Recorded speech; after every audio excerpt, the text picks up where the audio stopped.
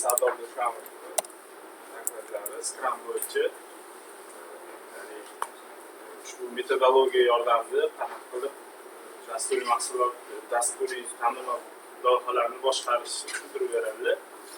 Bu inson juda ham ko'p bizani communityda chiqishlar qiladilar. Ular Workly loyihasida Newmax Technologies kompaniyasida ishlaydi. So'zimni beraman. Assalomu alaykum. Men ismim Sardor. Bilayotgandek Workly eshitgan bo'lsanglar, agar proyektida ishlayman, firmasida web developerman. Bugun endi temamiz Scrum haqida. Hozir salgina kod yozishdan salgina chetroqga chiqamiz bugun. Salgina chalg'ib. Lekin mana shu developingga, ya'ni dasturchilarga umuman olganda loyiha ishlab chiqishda kerak bo'ladigan narsalar haqida ma'lumot berishga harakat qilaman. Birinchi slaydimda muammo deb qo'ydim. Ozgina o'sha bizani o'zim ishlagan, deyarli ishlagan proyektimdan bir 5 minutcha bir gapirib bermoqchi edim. Qanaqa holat bo'lgan. Xo'p, bizning proyektimiz 8 yo 9 yildan beri 9 yil oldin boshlangan. Hozirgacha razrabotka qilib ishlab keladi. O'sha bundan bir 5-6 yildan oldin 6 ta 7 ta dasturchi bo'lgan, programmist bo'lgan komandamizda o'sha proyekt ishlab chiqish uchun. Endi firmamizda o'sha komandamizda proyektimizni sotish uchun, unga klient topish uchun prodaja menejer deydi, sales menejer deydi. Shunaqa должностьdagi ishchilar ham bo'lgan. Ya'ni biz qilgan o'sha produktni klientga sotadi, o'sha produktimizga mijoz topish bilan shug'ullanadigan odamlar bo'ladi. Endi shunaqangi vaziyatlar bo'lgan bizda, ya'ni prodaja menejerlarimiz bizani produktimizni sotayotganda klientga shunaqangi chiroyli tushuntiradi, prezentatsiya qiladi, mana shunaqa imkoniyatlar bor deb produktni ko'rsatishadi. O'shanda bizga kelishardi, bizni mana shunaqa klient topdik, falon millionga sotdik deyishadi, lekin mana shu funksiyalarni ishlatishadi. Yoniga mana shunaqa funksiya bizda yo'q funksiyani aytishadi. Mana shuni ham o'sha sotib qo'ydik biz. Bizda yo'q funksiyani sotib qo'ydik deyishadi. Endi o'shani bizga kelishardi, mana shuni qilib berasanlar deyishadi. 6 ta 7 ta programmist o'zimiz zadachamiz qilib o'tirgan joyimizda kelishardi. Davay mana bu to'laga zadachani to'xtat deyishardi. Sirazi o'zini zadachasini qildirishga o'tib ketadi. Bo'pti qildik deymiz. Keyin yana boshqasi keladi. U ham qanaqadir bizning produktimizni sotadi. Bizda yo'q funksiya yoki bor funksiyani boshqachasini so'ragan bo'ladi. Agar shunaqa bo'lsa sotib olaman deb aytgan bo'ladi. U ham keladi, aytadi, mana bu klient falon million, 100 million to'lamoqchi. Men bu zadachani stok qilib tur, men buni boshlaysan deydi. Qani programmistlar misol uchun bitta o'zingizlar bilasizlar, bitta modul qilmoqchi bo'lsa, kamida bir 2 ta 3 ta programmist ham birlashib ishlashi mumkin-da. Shunaqangi modullar unga 1 oy 2 oylab misol uchun dizayner, boshqa rejistrchi juda ko'p odamlar qatnashishi mumkin-da. O'sha yarim yil kelib qolganda yana o'sha prodaja menejerlar keladi, mana shunaqa katta klient, summasi katta. Qilib berasan deydi. Programmistlar aytadi, yo'q, biz qilmaymiz. Biz mana bu yerda sotilgan narsani qilish boshlaganmiz. 50% yoki 30% qo'yganmiz deydi. Keyin aytadi, ha bo'pti deydi, u tepaga chiqadi. Direktorlarni yoki shunaqa gapi bizga o'tmagandan keyin o'tadigandan oldin chiqadi, u yoqdan keladi. Ha, u 500 millionga sotibdi deydi. Mashina klient chiqdi, mana buniki 50 million ekan deydi. Qadar raziysan deydi, uni to'xtatib tur, keyin ham qilsa bo'ladi deydi, meni zadacham qilsin deydi. Bu yerda уже 4 ta programmist уже qanaqadir etapgacha kod yozib qo'ygan, qanchadir qismini commit ham qilgan. Shunaqa vaziyatda to'xtatish kerak edi, boshqa zadachaga o'tish kerak bo'ladi. Mana shunaqa vaziyatda bizda juda ko'payib ketdi. Endi shunaqa vaziyat bo'ladi, o'sha so'ragan misol uchun modulni yoki funksiyalni tez qilib berasan deydi. Biz xo'p, mana shu bir oy surokda qila olamiz, bunga dizayner kerak deydi, bu deydi. Qo'yib tur dizaynerni deydi. Day, men buni birinchi qo'yga, keyin dizayn bilan ko'rasan deydi. Hop, bo'pti qilamiz. Knopkalarni xohlagan joyga qo'yib tashlaymiz. oxirida bir qanaqadir produkt hosil bo'lgandan keyin u klient уже oradan misol uchun o'sha modul ishlab chiqqunicha 1 oy 2 oy ketgandan keyin klientga borsa klient bo'ldi men olmayman deydi. Ha boshqa zo'r chiqib qoldi, konkurensiya chiqib qoldi, konkurent produkt chiqib qoldi. O'shani sanikidan zo'r ekan, unda tayyor ekan deydi. Bu yoqda уже bular so'ragan modul hech kim kerak bo'lmaydi, o'sha yerda qoladi. Bu yoqda 4 dan 6 ta programmist 2 oy ishladi, usuliga ketadi. Mana shunaqa bizning proyektimiz kodi ham o'sha moduli ham funksionalность ham juda kattalashib ketdi. Juda ham kattalashib ketdi.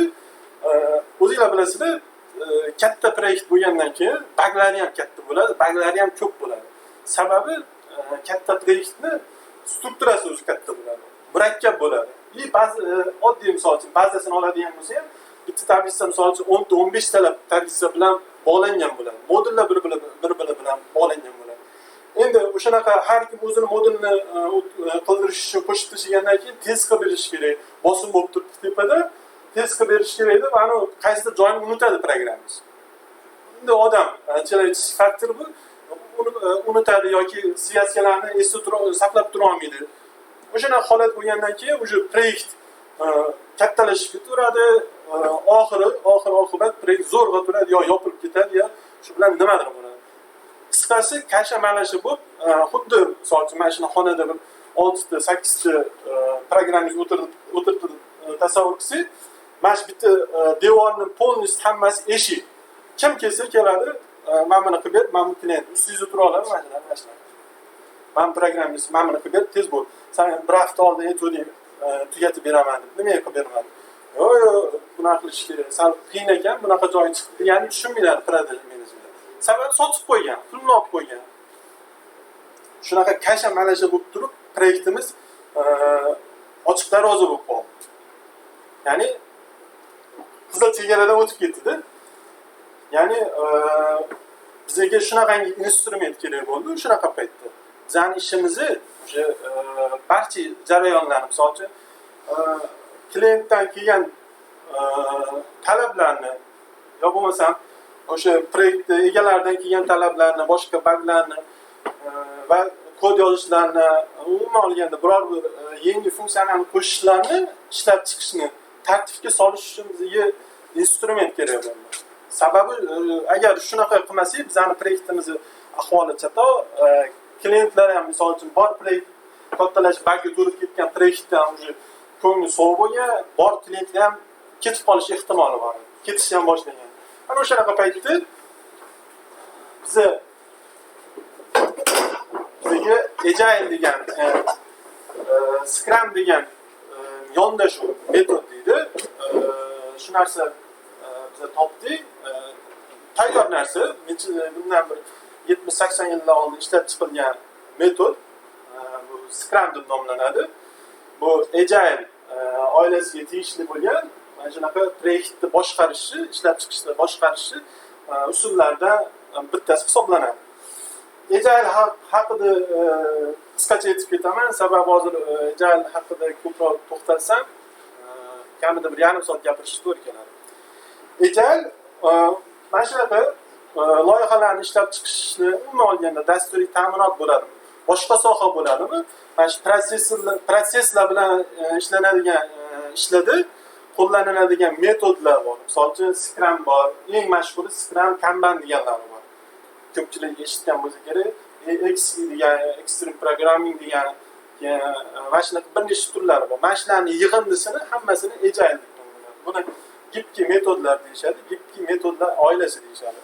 Buni o'sha metodlar boyitdim, Kanban, Scrum, XP har bittasini o'rganib chiqsa, qilayotgan ishga qarab, qilayotgan proyektga qarab turib qo'llasak bo'ladi. Misol uchun Scrum qanaqadir proyektlarga ishlatish mumkin, effektivnisi zo'r.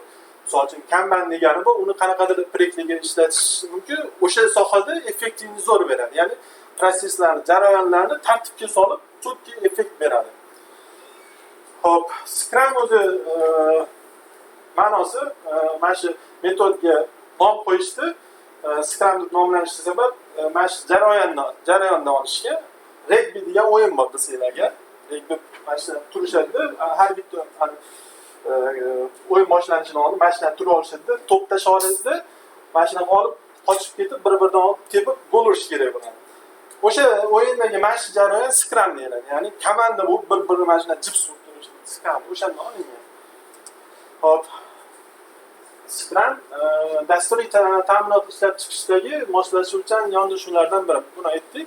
Ya'ni o'sha biror bir loyiha ishlab chiqishda ishlatiladigan barcha protsessorlarni tartiblanib bitta qoida desa ham bo'ladi. Shunga solingan nomi Scrum deyiladi. Hop, bitta o'sha Scrum metodini ishlash, polni ishlash jarayonlari mana shunaqa rasmda, bitta rasmda keltirilgan. Hozir bularni hammasini bitta maydalab o'rganib chiqamiz. Boshida ozgina tushuncha berib ketsam, mana bu qismini olamiz, mana bu qismi. Masalan, trekt qilmoqchimiz. Trekt qilganimizda oldin nima qo'yiladi? Talab shartlar qo'yiladi. Ya'ni misol uchun biror bir sayt qilmoqchimiz, uni header bo'lsa, misol uchun avtorizatsiya qismi bo'lsin, mana shunaqa modullar bo'lsin deyiladi. Barcha zadachalar. Mana shu qismga tushadi.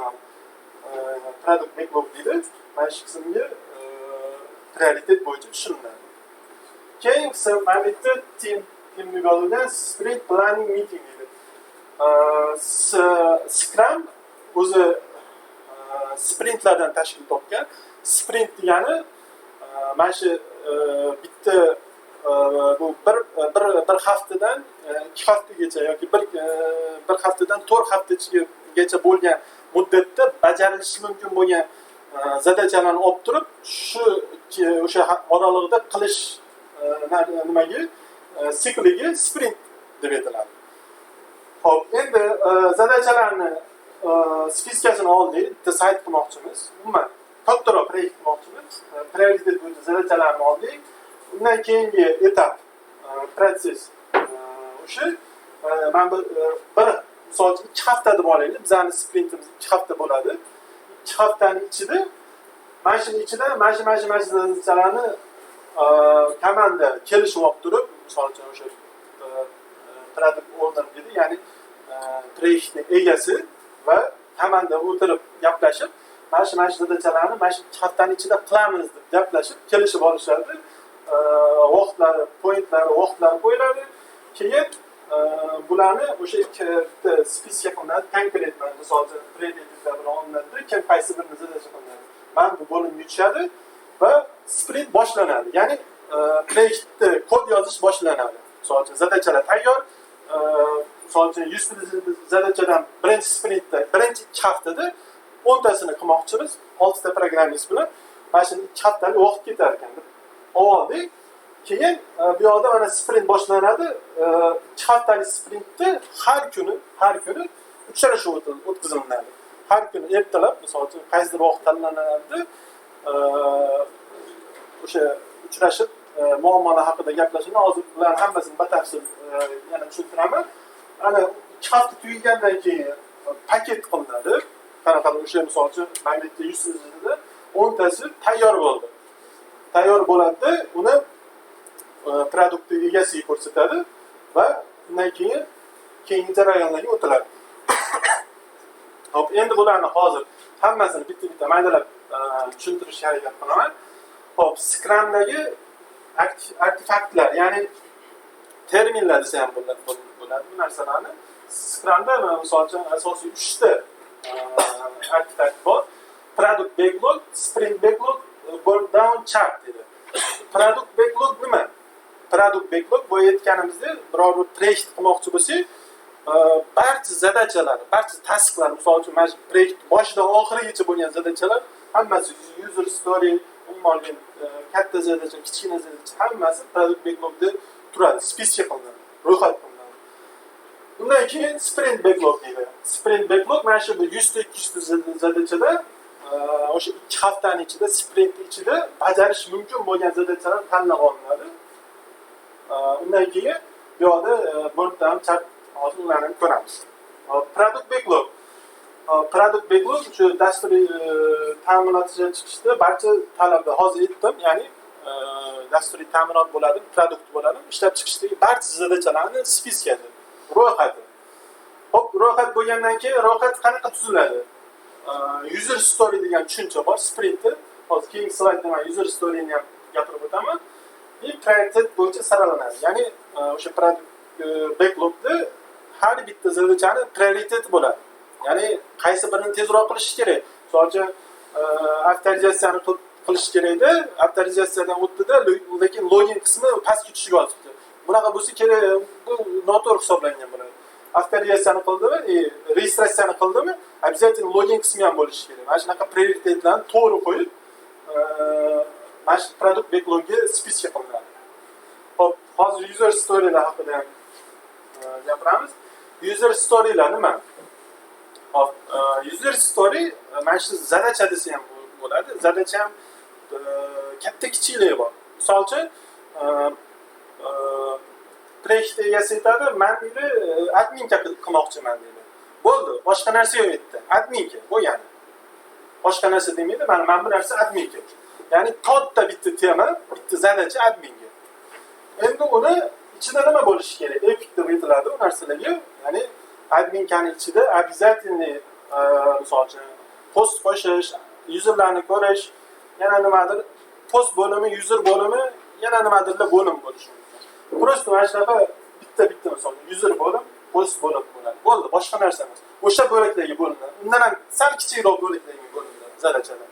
Undan keyin har bittasini o'zi ham misol uchun mana bitta post bo'limi bor. Post bo'limining ichida ham bir nechta maydalangani bo'lishi mumkin. Misol uchun postni rollari, postlarni yana funksiyonallari, postlarni yana nimadirlar. Mana shu narsalar user story deyiladi. User storyni ham misol uchun maydalasi,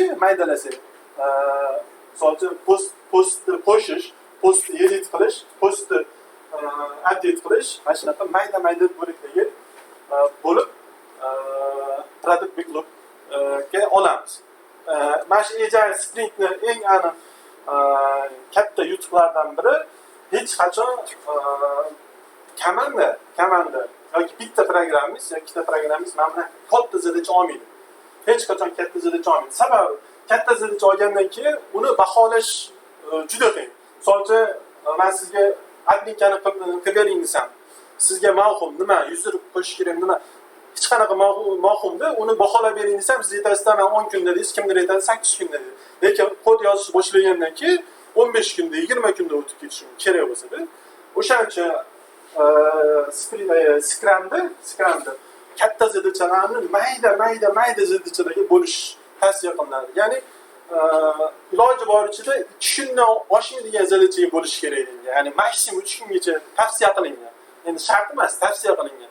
Ya'ni shunaqangi zadachalarga bo'lib turish kerak. Misol uchun yarim kunlik, 2 soatlik, 1 soatlik, yo bo'lmasa 1 kunlik, 2 kunlik, 3 kunlik. Shu 4 kunlikdan oshdimi bitta zadachangiz? Bu noto'g'ri deb hisoblanadi. Ya'ni adashishi mumkin programmamiz. Misol uchun 4 kunlik zadachani o'ylaydimi, 4 kunlik zadacha ekan deydi. Lekin ishlaydi 6 kun chiqadi oxirida. Men 2 kun noto'g'ri hisoblaganman deydi. O'shaning uchun o'shanaqa xatolar kamaytirish uchun mana bunaqa mayda bo'lishga tavsiya qiladi Scrum. Mayda bo'laklarga bo'lib tashlashni. Boyagi product backlog edi. Ya'ni hamma misol uchun proyekt boshidan oxirigacha bo'lgan zadachalarni ro'yxati. Endi sprint backlog. Sprintni aytdik. Sprint nima? O'sha 1 yoki 2 hafta yoki 4 haftagacha bo'lgan sikl dedik. Ya'ni mana shu 2 hafta biz 2 hafta misol oldik. 2 haftaning ichida qilinishi kerak bo'lgan ishlar sprint backlog deyiladi. Ya'ni mana shu 100 ta zadachadan 10 tasini oldik. 4 ta programmist, 5 ta programmist 2 haftaning ichida komandani kuchi mana shu 10 ta zadachaga yetadi. 10 ta zadachaga yetadi. Uni baholaydi, qancha o'rtacha, misol uchun plus minus bilan qancha vaqtda qilishini baholab berishadi. Xo'p, o'sha 2 haftalik sprint backlog sprintni oldik. Sprint boshlanganda yangi talablar sprintga kiritilmaydi. Mana sprint etdik, 2 haftalik oldikmi? Misol uchun 10 ta zadacha oldik. 2 haftaning ichida boshlanishi bilan, misol uchun birinchi kun boshlandimi? O'sha birinchi kun boshlandi. Uni to tugaguncha, mana sprintni topshirmaguncha orasiga hech qanaqa zadacha qo'shmaydi. qachonki mana shu olingan zadachalar konkret paket qilib topshiriladi, keyin keyingi zadachalarga o'tiladi. 10 ta zadachadan boshqasi qo'shilmaydi. Xo'p, talablar zadachalarga ajratilgan va baholangan bo'ladi. Bularni boya aytdik, user story deydi. Ya'ni har bitta zadachada shunaqangi iloji boricha maydalangan bo'lishi kerak, 1 kun, 2 kunga ajratilgan bo'lishi kerak. Baholangan degani vaqtini qo'yish. Misol uchun komandada 4 ta programmist bor. 4 ta programmist 2 haftada misol uchun 5 kun, 10 kun, 10 ish kuni desa, 10 kun ish kunida 4 ta programmist qancha zadacha qila oladi. Mana shu narsani baholaydi. Misol uchun kimdir bitta zadachaga 2 kun vaqt ketadi, kimdir necha kun. O'sha 10 ish kuniga yetarli zadachani olishadi. Mana shu sprint ichida. Har bitta programmist. Hop, mana sprint backlogni kichkina oddiyroq rasmda tushuntirgani aytdik. Product backlogda hamma zadachalar turadi. Mana shu proyektda boshidan oxirigacha qo'yilgan zadachalar, user storylar turadi. Mana o'shanda bitta sprintga mana 3 tasini oldik. 4-chisini olganimiz yo'q. 3 tasini oldik, haftaga 3 tasiga kuchimiz yetadi. User storylarni oldida har bittasi mayda bo'laklarga bo'lindi. Sabab men buni baholash juda qiyin. Bitta programmist misol uchun 6 kun deydi, o'tiraveradi, 6 kun, 8 kun ketishini bilmaydi. O'rtacha taxmin bilan baholagan bo'ladi. Lekin uni maydalasa, misol uchun post modulni yaratish degan story bo'lsa, maydalaydi. Post qo'shish, delete qilish, update qilish, view qilish, misol uchun. Mana shunaqa maydalasa, o'sha men bunga nisbatan vaqtini aniqroq belgilashi mumkin bo'ladi. Hop, mana o'sha sprint backlogga oldik, hafta qilinadigan zadachalar tayyor. Hamma programmistlar belgiladi. Misol uchun o'sha qancha vaqtda qilinishi kerak bo'lgan prioritetlar belgilandi. O'sha 2 haftalik zadacha tayyor. Hop, sprint burn down chart. 3-artefakt bu yerda bu tarafda bu yerda story points degan men bu Scrumda points degan tushunchani ishlatish tavsiya qilishgan. Bu narsani pointsni har kim o'zi komandasiga moslab olishi mumkin. Pointsni misol uchun bizani firmamiz misolida soatga olganmiz. Bir kunda misol uchun 8 ish soati bor deb tasavvur qilsak, 1 point hisoblaymiz o'sha narsani. Ya'ni 8 ish soati 1 point. Bitta zadacha bor 4 soatlik. Demak, yarim point hisoblanadi. Har bitta zadachalarimiz misol uchun point deb belgilanadi. Har 4 ta programmist 2 hafta 10 kunda nechta point bo'ladi tushundim? 40 pointli zadacha bo'ladi. Mana 30 point ekan. Bu yerda 10 kunlik, 10 ish kuni, sprint ish kunlari 10 kunga bo'lingan. Bu yerda o'sha qolgan zadachalar pointdagi hisobi boshida mana birinchi kunida 30 point edi. Sekin o'zi mana bu qora chiziqdagisi aktualni, ya'ni mana shunaqa bo'lishi kerak. Mana shunaqa bo'lishi kerak qora chiziqda, lekin realni mana bunaqa bo'ldi. Mana bu yerga keldi. 3-kuni pointlar manimcha bo'ldi. Kamayib oxiriga qarab, misol uchun sprintni oxir tugashiga qarab hech qanaqa zadacha qolmaydi. Point 0 ga tushadi. Ya'ni hech qanaqa zadacha qolmadi. Hamma o'yin zadachasini to'g'ri belgiladi, yopdi. Mana shu narsa sprint 4 chatda mana shunaqa ko'rsatiladi. Mabodo qanaqadir muammolar chiqsa, men bir o'zgarib turishim mumkin. Bu analitika uchun kerak bo'ladi. Keyingi etaplarda. Xo'p, Scrum metodini misol uchun o'sha komandada misol uchun proyekt qilayotgan ishida degan bo'lsak, 3 ta rol mavjud. Bular bittasi product owner, Scrum master, team. Product owner buni o'sha produktga egasi desak bo'ladi. Yo bo'lmasa klient, bizning oddiy tilimizda klient desak ham bo'ladi. Scrum master mana shu Scrum metodini, mana shu proyekt ishlatayotganimizdagi o'sha jarayonlarni ketma-ketligi bor, o'sha qoidalar bor. O'shani buzmasdan, komanda buzmasdan bajarilishini nazorat qiluvchi odam hisoblanadi. Bitta bo'ladi. Keyin bu yerda komanda, ya'ni razraботка qiluvchi komanda. Bular uchalasiga ham bitta to'xtalamiz. Hop, product owner bu klient, ya'ni oddiy tilimizda mijoz. Talablarni belgilaydi va shakllantiradi. Ya'ni klient keladi, sizga o'zini ideyasini, g'oyasini aytadi.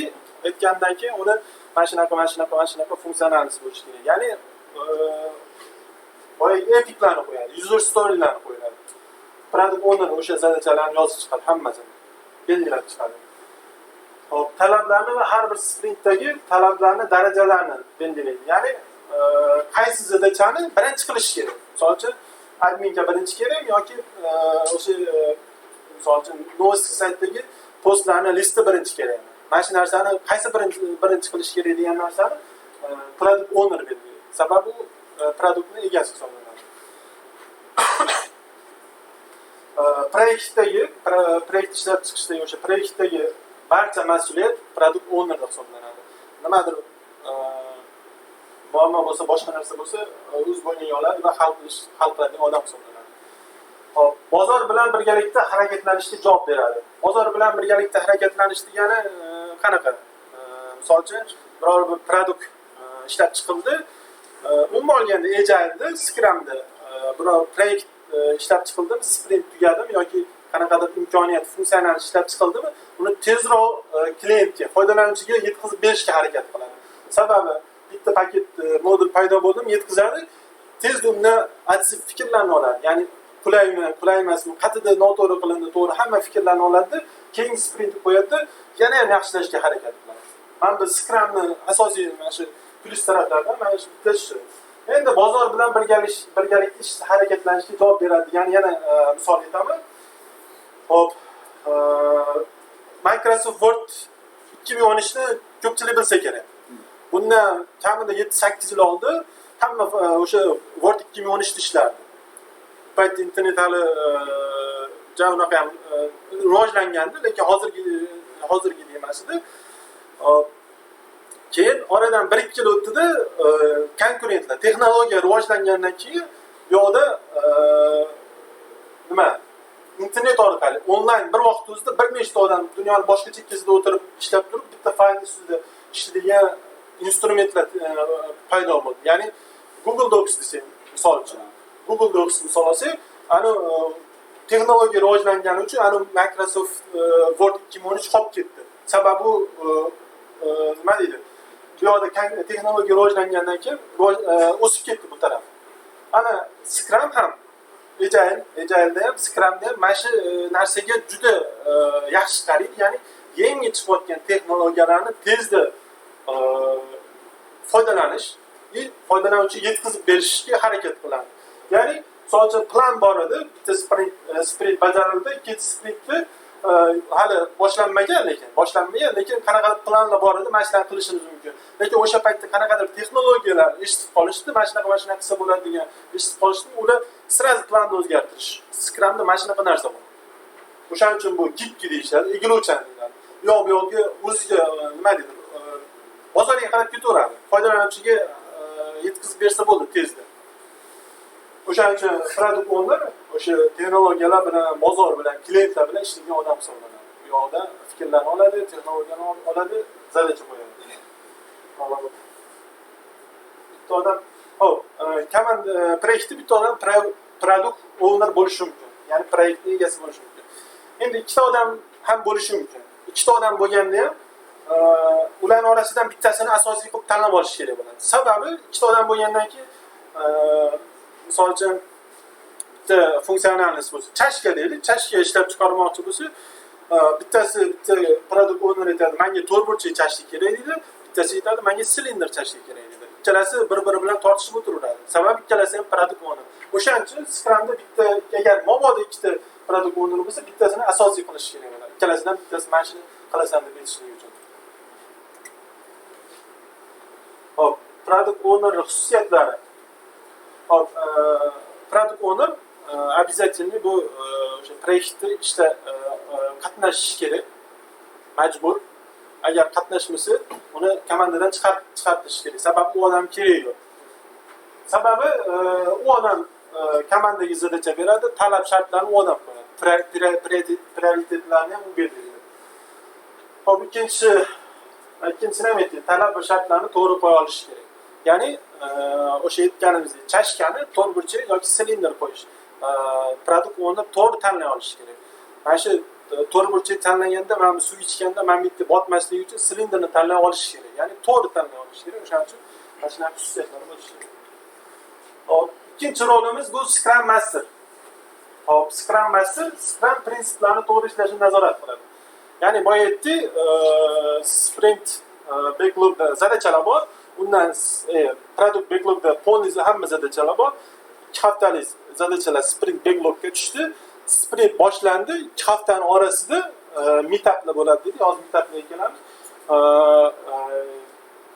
Meetuplarni uyushtiradi, uchrashuvlarni uyushtiradi. Mana shunaqa Scrumni jarayonlarni, prinsiplarini buzilib ketmasligini nazorat qiluvchi odam.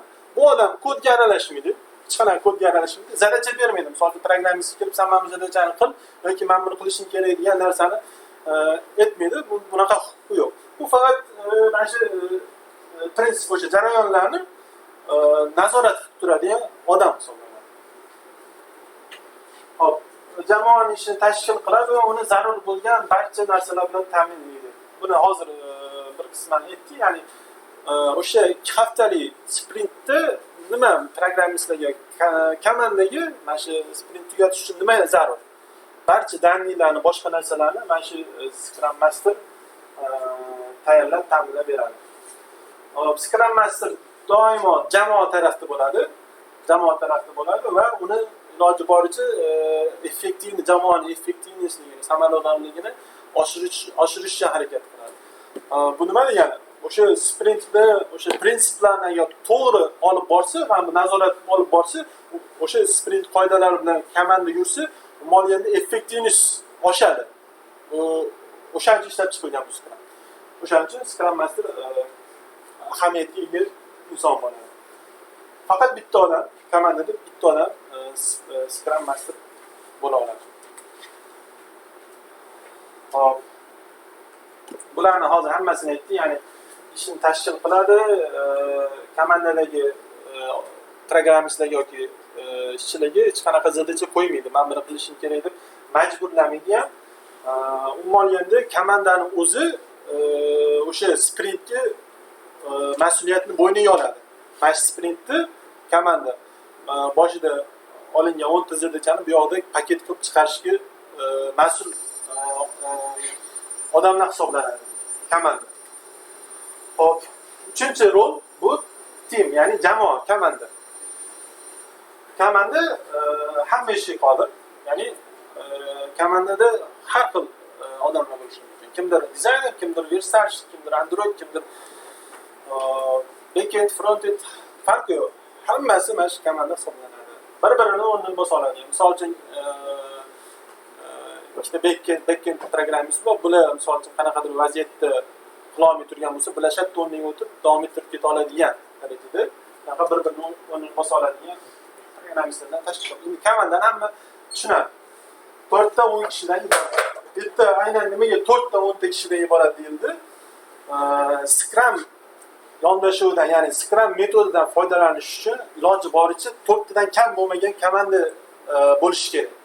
4 tadan kam bo'lsa, misol uchun 2 ta bo'lsa, bunda Scrum hech qanaqa effektivlik bermaydi. 3 ta bo'lsa ham daji effektivlik berishi kam juda.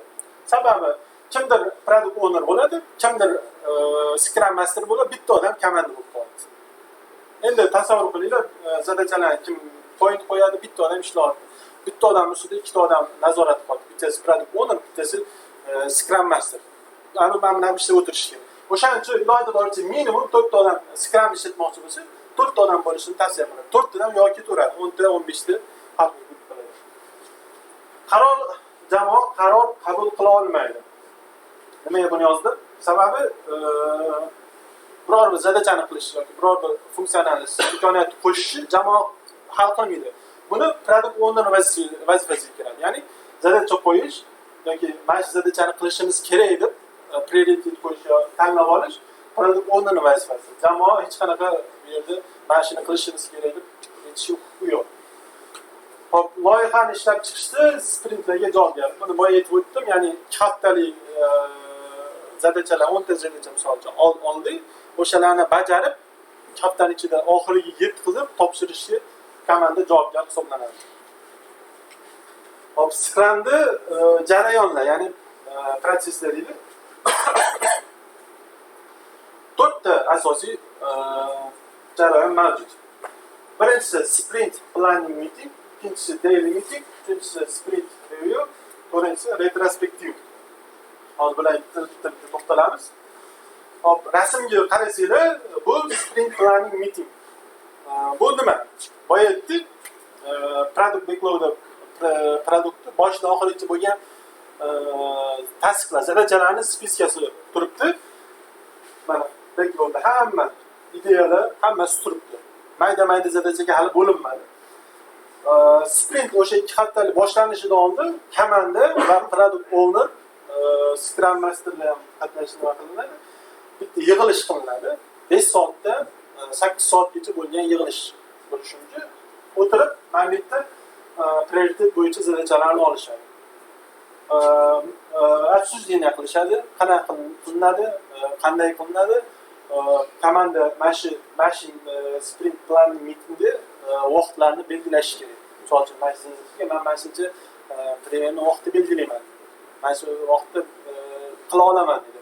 Mana shu 4 ta odam, 4 ta programmist 10 kun ichida ta'minlangan zadachalarni oladi, sprint backlogga, ya'ni 2 haftaning ichida qilish kerak bo'lgan zadachalarga ajratishadi. Mana bu yerda mana har xil ranglar qilingan. Endi bu ranglarni prioritet deb tushunsak bo'ladi, ya'ni mana bular qizillar o'chigan juda birinchi qilinishi kerak bo'lgan. Undan keyin ranglar shu misol uchun keyingi o'rinda mana shunaqa sprint backlogga olinadi 2 haftalik zadachalar. Bu narsa sprint planning meeting deyiladi. Hop. Daily meeting, ya'ni kunlik uchrashuv. Scrumning asosiy jarayonlaridan bittasi bu обязательно bo'lishi kerak. 10 kun, 10 ish kuni bo'lsa, har kun yig'ilib, mana shu jamoa yig'ilib, mana shunaqa mana bu narsani Kanban doski deyishadi. Ya'ni boyagi sprint backlogdagi zadachalar, qilish kerak bo'lgan ishlar, qilinayotgan ishlar, tugagan va testdagi ishlar. Mana shunaqa belgilashadi, mana shunaqa ko'rib turibsizlar, zadacha, har bitta zadacha. Undan keyin o'tkazishadi. Kecha men buni qildim, buni degan ma'noda. Mana shunaqa hozir yana qaytamiz. Daily meeting. Har kuni bir vaqtda bo'ladi. Misol uchun, bizning ishxonada soat 10:30 da bo'ladi. Sababi 10:30 da hamma ish kelgan bo'ladi. Umuman 9:30 da ish keladi. Telegramni ochadi, novostilarni o'qidi, hamma ishlarni asosiy, ya'ni ertalab o'sha gazeta o'qishlarni o'qib oladi. Hamma kelib tayyor bo'lgandan keyin 10:30 da boshlanadi. 15 minutdan oshmaydi. Misol uchun 4 tami, 10 tami iloji boricha tezroq bo'lish, tugatishga harakat qilinadi. Tik turgan holatda обязательно tik turgan holatda qilinadi. Nimaga tik turgan holatda? O'tirib qilsa bo'lmaydi degan savol bor. Biz o'tirib ham ko'rdik. O'sha mana shunaqa 6 ta 8 ta o'tirardik. Bir-birimizga qarab, ketma-ket men 3 ta savol bor, hozir qaytaman. O'sha 3 ta savolga javob berardik. Uni minus tarafi bor. Kompyuter oldida o'tirganingizdan keyin kompyuter ochib o'tiradi, kimdir sizga tinglab Telegramni yozib qo'ysa bo'ldi. Ketdingiz-da, o'shani chalg'ib ketasiz, naryoqdagi gaplarni eshitolmaysiz. Bu har kunlik meetupdan sabab bitta odamning zadachalarini qilayotgan ishini qolganlar eshitishi. Ya'ni komandadagi a'zolari bir-birini nima ish bilan shug'ullanyapti, nima ish qilyapti. O'shalarni bilishdi. Qanaqa jarayonda? U misol uchun men ham komanda a'zosiman, bular ham komanda a'zosi. Bularni eshitib turibman, menga bog'lig'imi yo'qmi? O'shani ham bilib olishim kerak. Qilyotgan ish. Misol uchun e'tibor bermay o'tiraversak, bu menga bog'liq narsani aytibdi, qilib yotibdi. Qanaqadir sprint oxirida konflikt kelib chiqadi. Nimaga? Buni modeli meniki bilan konflikt bo'lib turibdi. Sababi men buni gapni eshitmayapman. Mitingda har kunlik mitingda men aytaman, o'tirganmiz to'xta deyman, bu menga bog'liq. Mendan so'ra men joyini tushuntirib olaman. Ana o'shaning uchun, ya'ni bir-birini ishini bilish uchun hamma, misol uchun, proyektda hamma bir xil nimada ketish kerak. Misol uchun, men faqat mana shu adminkani javobgarman, bu yo'q bilan ishim yo'q degan narsa yo'q. Hamma, misol uchun, boshqa joyda ham, misol uchun, adminkada ishlamasam, adminkada nima bo'lib turganini bilishim kerak. Qanaqa zadachalar qilib turibdi, qanaqa nimaga svязкасы bor. O'shalarni bilib turishim kerak. Ana o'shaning uchun bizga daily meeting kerak va tik turgan holatda. Tik turgan holatda chalg'imasdan o'tkazishimiz kerak. Bitta-bitta aytiladi, 3 ta savol beriladi. Ya'ni har kim mana shu narsani yodlab oladi. kecha nima ish qilindi, bugun nima ish qilamiz va qanaqa muammo bor. Mana kecha men mana shu sprint 10 kunning ichida o'sha 10 kunda mana shuni 70% tugatdim. Bugun polnis tugatib qo'yaman. Mana shunaqa muammo bo'lib turibdi. Xo'p, nima qilish kerak? Bularga bog'liq ekan. Bo'pti, bular daily meeting tugagandan keyin ulardan so'rab olaman. 5 minut, 10 minut yo'da o'zini chekka olib turib tushuntirib olaman, yana davom ettiraman. Ya'ni bitta qanaqadir muammo chiqsa ham o'tiravermaydi programmist momentda. Bir kunlab, ikki kunlab Steve yoki Telegram gruppadan so'rab javobini topolmay o'tirmaydi. Yonidagidan so'raydi, undan so'raydi, muammoni tez hal qilinadi. Xo'p, men shu davom etdik. Kecha nima ish qiladi, bugun nima ish qildik, qilamiz. Bu qanday muammolar bor? O'sha daily meetingni ma'nosi shu. Обязательно tik turgan holda bo'lish kerak. Va o'tirsak, chalg'ishlik juda ko'p bo'ladi. O'zimizda bo'ldi. Sababi o'sha birovning nimasini eshitib qoldi. Telegram bo'ldi. Qanaqadir video kelib qoladi. Chalg'ib o'tiraverasiz mashina boshqasini eshitib. O'shaning uchun обязательно tik turgan holda iloji boricha daska, boya kanban daska deydi-ku bizlar. Mana bunaqa zadachalar yozilgan. O'shalardan oldida foydalanib, mana zadachalar mana kecha mana shuni qildim, men muammo qildim. Mana shu hamma bu kursi bo'lib qoladi. Kampir yo'q. Ha? Yoki kampir yo'q xonada. Ha, shunaqa. Hop, bu uchinchi jarayoni sprint review. Bu yerda sprint boshlandi, 2 hafta tugadi, 4 ta programmist hamma zadachalarni qildi. Sprint tugadi. Endi nima qilish kerak? Sprint review degan jarayoni bor. Hali mana shu bitta sprintning oxiriga yetgani yo'q hali. Ya'ni paket qilingan modullar ishlar tayyor qilindi hammasi. Endi uni o'sha product ownerga yoki servis menejerlarga ko'rsatib berishimiz kerak. Hech qanaqa prezentatsiya qilinmaydi. Faqat realni sayt bo'ladigan bo'lsa, shunda ochiladi. Har kim o'zini qilgan joyini ko'rsatib beradi. Mana shunaqa funksiya qo'shildi, mana shunaqa imkoniyatga ega. Hamma ko'radi. Savollar bo'lsa, shu o'zida javob beriladi yoki product owner tushunmagan bo'lsa, unga savollar beriladi. 4-5 soat davomida o'tkaziladi. Har bitta soatdan programmist moliyani a'zo o'zini qilgan testini mana shunaqa ko'rsatib berish kerak, real. Bitta savollar bo'lsa, shu o'zida hal bo'ladi. Keyin oxirgi jarayoni retrospektiv deyiladi. Bu ham eng asosiy, muhim bo'lgan jarayonlardan bittasi. Sprint tugadi, 2 haftalik tugadi, product ownerga product ko'rsatdi har bitta odam. Endi komandani o'zi bitta kunni ajratadi yoki bo'lmasa o'sha sprint review tugagandan keyin 4-5 soat yoki 3 soat ham bo'lishi mumkin o'tirib mana shu tugagan sprintni nima ishlar to'g'ri qilindi, yaxshi qilindi, qanaqa uspeshli bo'ldi. Sprint bo'yicha, zadacha bo'yicha emas, sprint bo'yicha. Va nima kamchiliklariga yo'l qo'yildi. Nimalarni to'g'rilashimiz kerak degan narsalar har bitta programmist o'sha haqida gapiraveradi. Aytadi, men bu ertalabki daily meetup bizga xalaqit qilyapti, o'shani 10 emas, 10:30 ga qo'yaylik deydi. O'sha hammaga qo'ylaymi? Ha, bo'pti.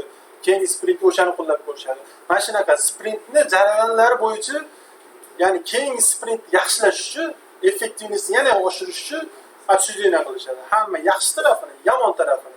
Yaxshi taraf bo'lsa, demak, sinab ko'rildim. Bundan buyog'iga hamma sprintda mana shu yaxshi tarafni qo'yamiz. Yomon taraf bo'lsa, buni to'g'rilashimiz kerak dedi. Mana shunaqa обсуждение qilinadi, oxirida bitta qaror kelinadi.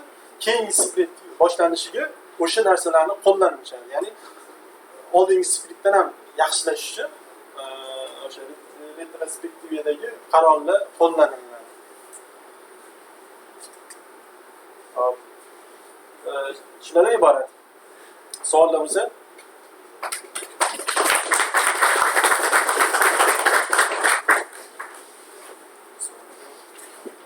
Ikkita savolim bor.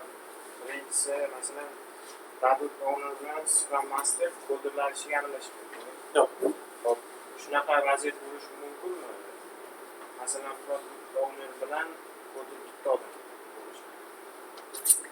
Bu birinchi savol. Ikkinchi savoli, masalan, teamda har xil nima deydi?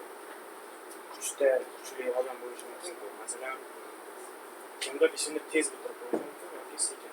Bunda masalan tez bitirib qo'ygan odam qanaqa bo'ladi? Chiqib ketadimi? Hop, birinchi savolingizga endi product owner programmist bo'lishi mumkinmi? Bo'lishi mumkin. Faqat komandada boya aytganimizdek, Scrum Master ham bo'lishi kerak. Komanda 4 dan kam bo'lmasligi kerak. Endi buni holatda nima qilinadi? O'sha product owner konkret boyagi talablar, xususiyatlar o'sha bo'lishi kerak. Zadachalarni to'g'ri qo'yish kerak. Prioritetlarni to'g'ri belgilash kerak. O'shanaqa ishlashi mumkin. Ikkinchi savolingiz nima edi? Bitta komandada kuchsiz bo'lishi mumkin, to'g'rimi? Tez bitirib qo'ysa, ta'sir bo'lmasa. Xo'p, qarang, har bitta komandada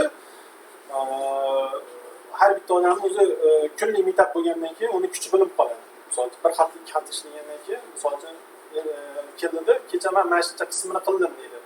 Bugun mana shuncha qismini qila olar ekanman. O'sha kuchi ma'lum bo'lib qoldi. Keyingi nimalarda endi iloji boricha o'shani Scrum oshib borishga harakat qiladi. Ya'ni misol uchun bitta zadachani 3 kunda, 2 kunda qilayotgan bo'lsa, davay keyingisini sal nima qil. Men bu komanda yordam beradi. Tortadi. Savollar bo'lsa, u misol uchun tez qilmasligi sabab o'tiraveradi programmist. Men bunaqa tushunmay o'tiradi, nima qanday qilishni bilmaydi o'tiraveradi. O'shanaqa paytda men bu daily meeting olaman. Muammosini hal qiladi. Bo'lmasa o'tiraveradi. Ya'ni o'sha meeting bo'lmasa, internetdan qidiradi, Stack Overflow'dan qidiradi, chiqmayapti deb o'tiraveradi. Agar men bu kuchliroq programmistlar oldiga kelsa, yordam beraveradi, shatga bitib ketadi. Sekin-sekin uni ham o'rnini oshadi. Bunaqa paytda nima qilinadi? Kuchiga qarab zadacha olinadi. Misol uchun o'shanaqa uriniga qarab zadacha olinadi. Farqi yo'q, kuchli ko'p zadacha ko'radi. O'sha uriniga qarab dedi. Sababi uriniga yarasha oylik olib turibdi. Oylik o'shanaqa. Bir xil bo'lmaydi unaqa. Misol uchun kam ishlamaydigan bilan zo'r ishlaydigan oylik hech qachon bir xil bo'lmaydi. Ba'zi joyga ozgina qo'shimcha qilmoqchiman. Bu metodologiyalarni ko'pi tashkilotga bog'liq. Bir xil tashkilotlarda programmist bir nechta vazifani bajaradi. Telefonda javob beradi, klient bilan ishlaydi, yana qanaqadir ish qiladi, doполнительный ishlarni sechga ham qaraydi. Bunaqa joylarda bunaqa metodologiyalarni ishlatish qiyin juda. Bu metodologiyalar asosiy anaqasi o'sha firmada, tashkilotda rollar aniq belgilangan bo'lishi. Har bitta mutaxassis o'zining ishini qilishi kerak.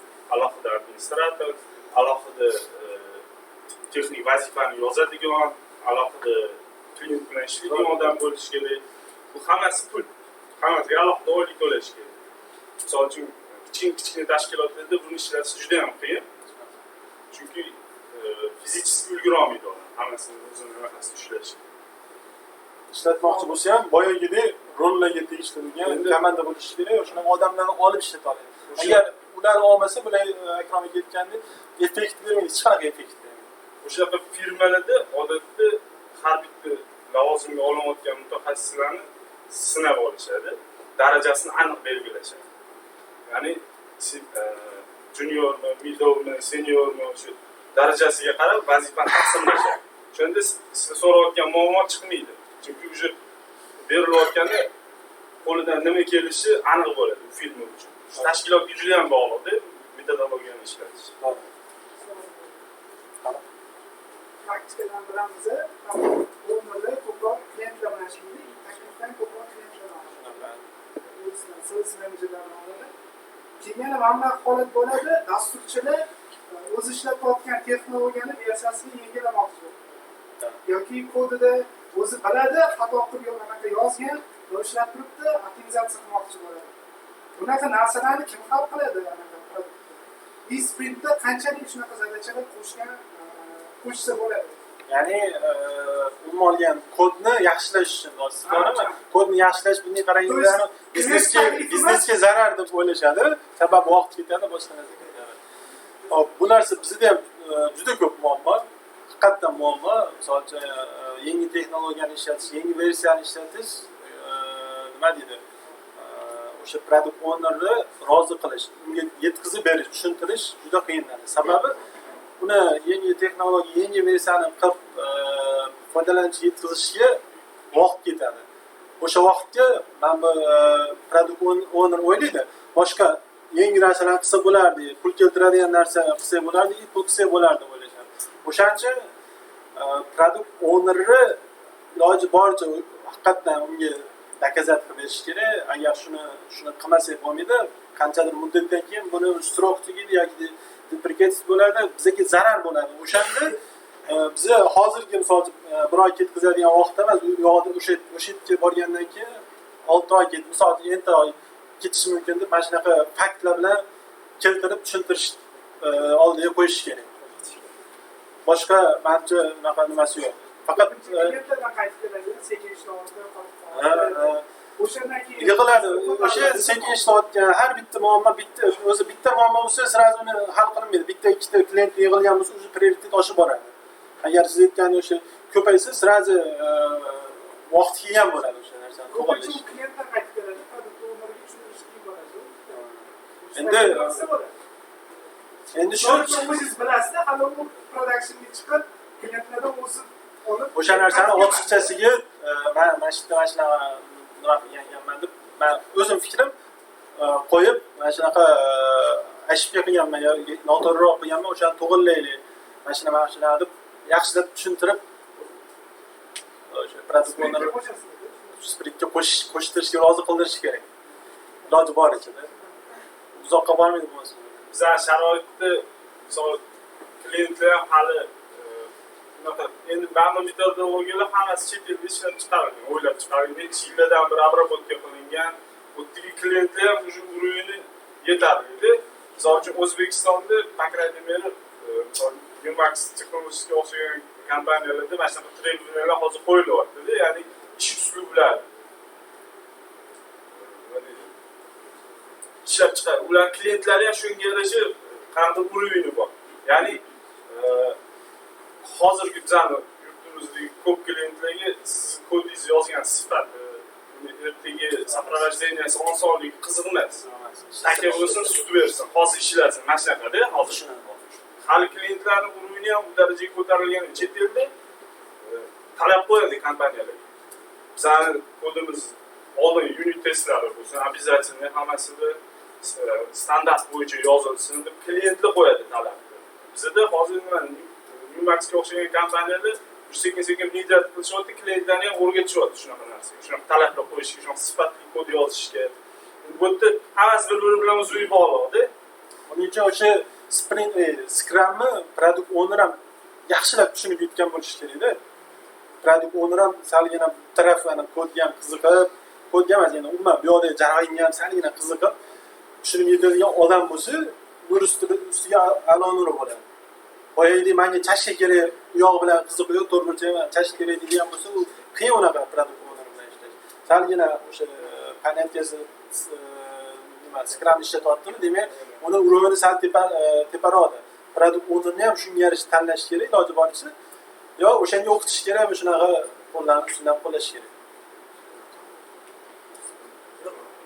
Masalan, Scrum ishlayapmiz, sprint blokdan 3-4 tasini qildik. Bir oylarcha ishladik, qildik. Keyin klientdan talab keldi, zadachani o'zgartirib. Masalan, chashka 10 qo'llik odamlar uchun bo'lsa, chap qo'lliklarga kooperatsiya keldi. O'shanda sprint blok boshidan boshlanadimi yoki oxirida? Keyin sprint olinadi. Ha? Mana backlogga olinadi uni zadachasi. Uni zadachasi prioritet o'rganiladi.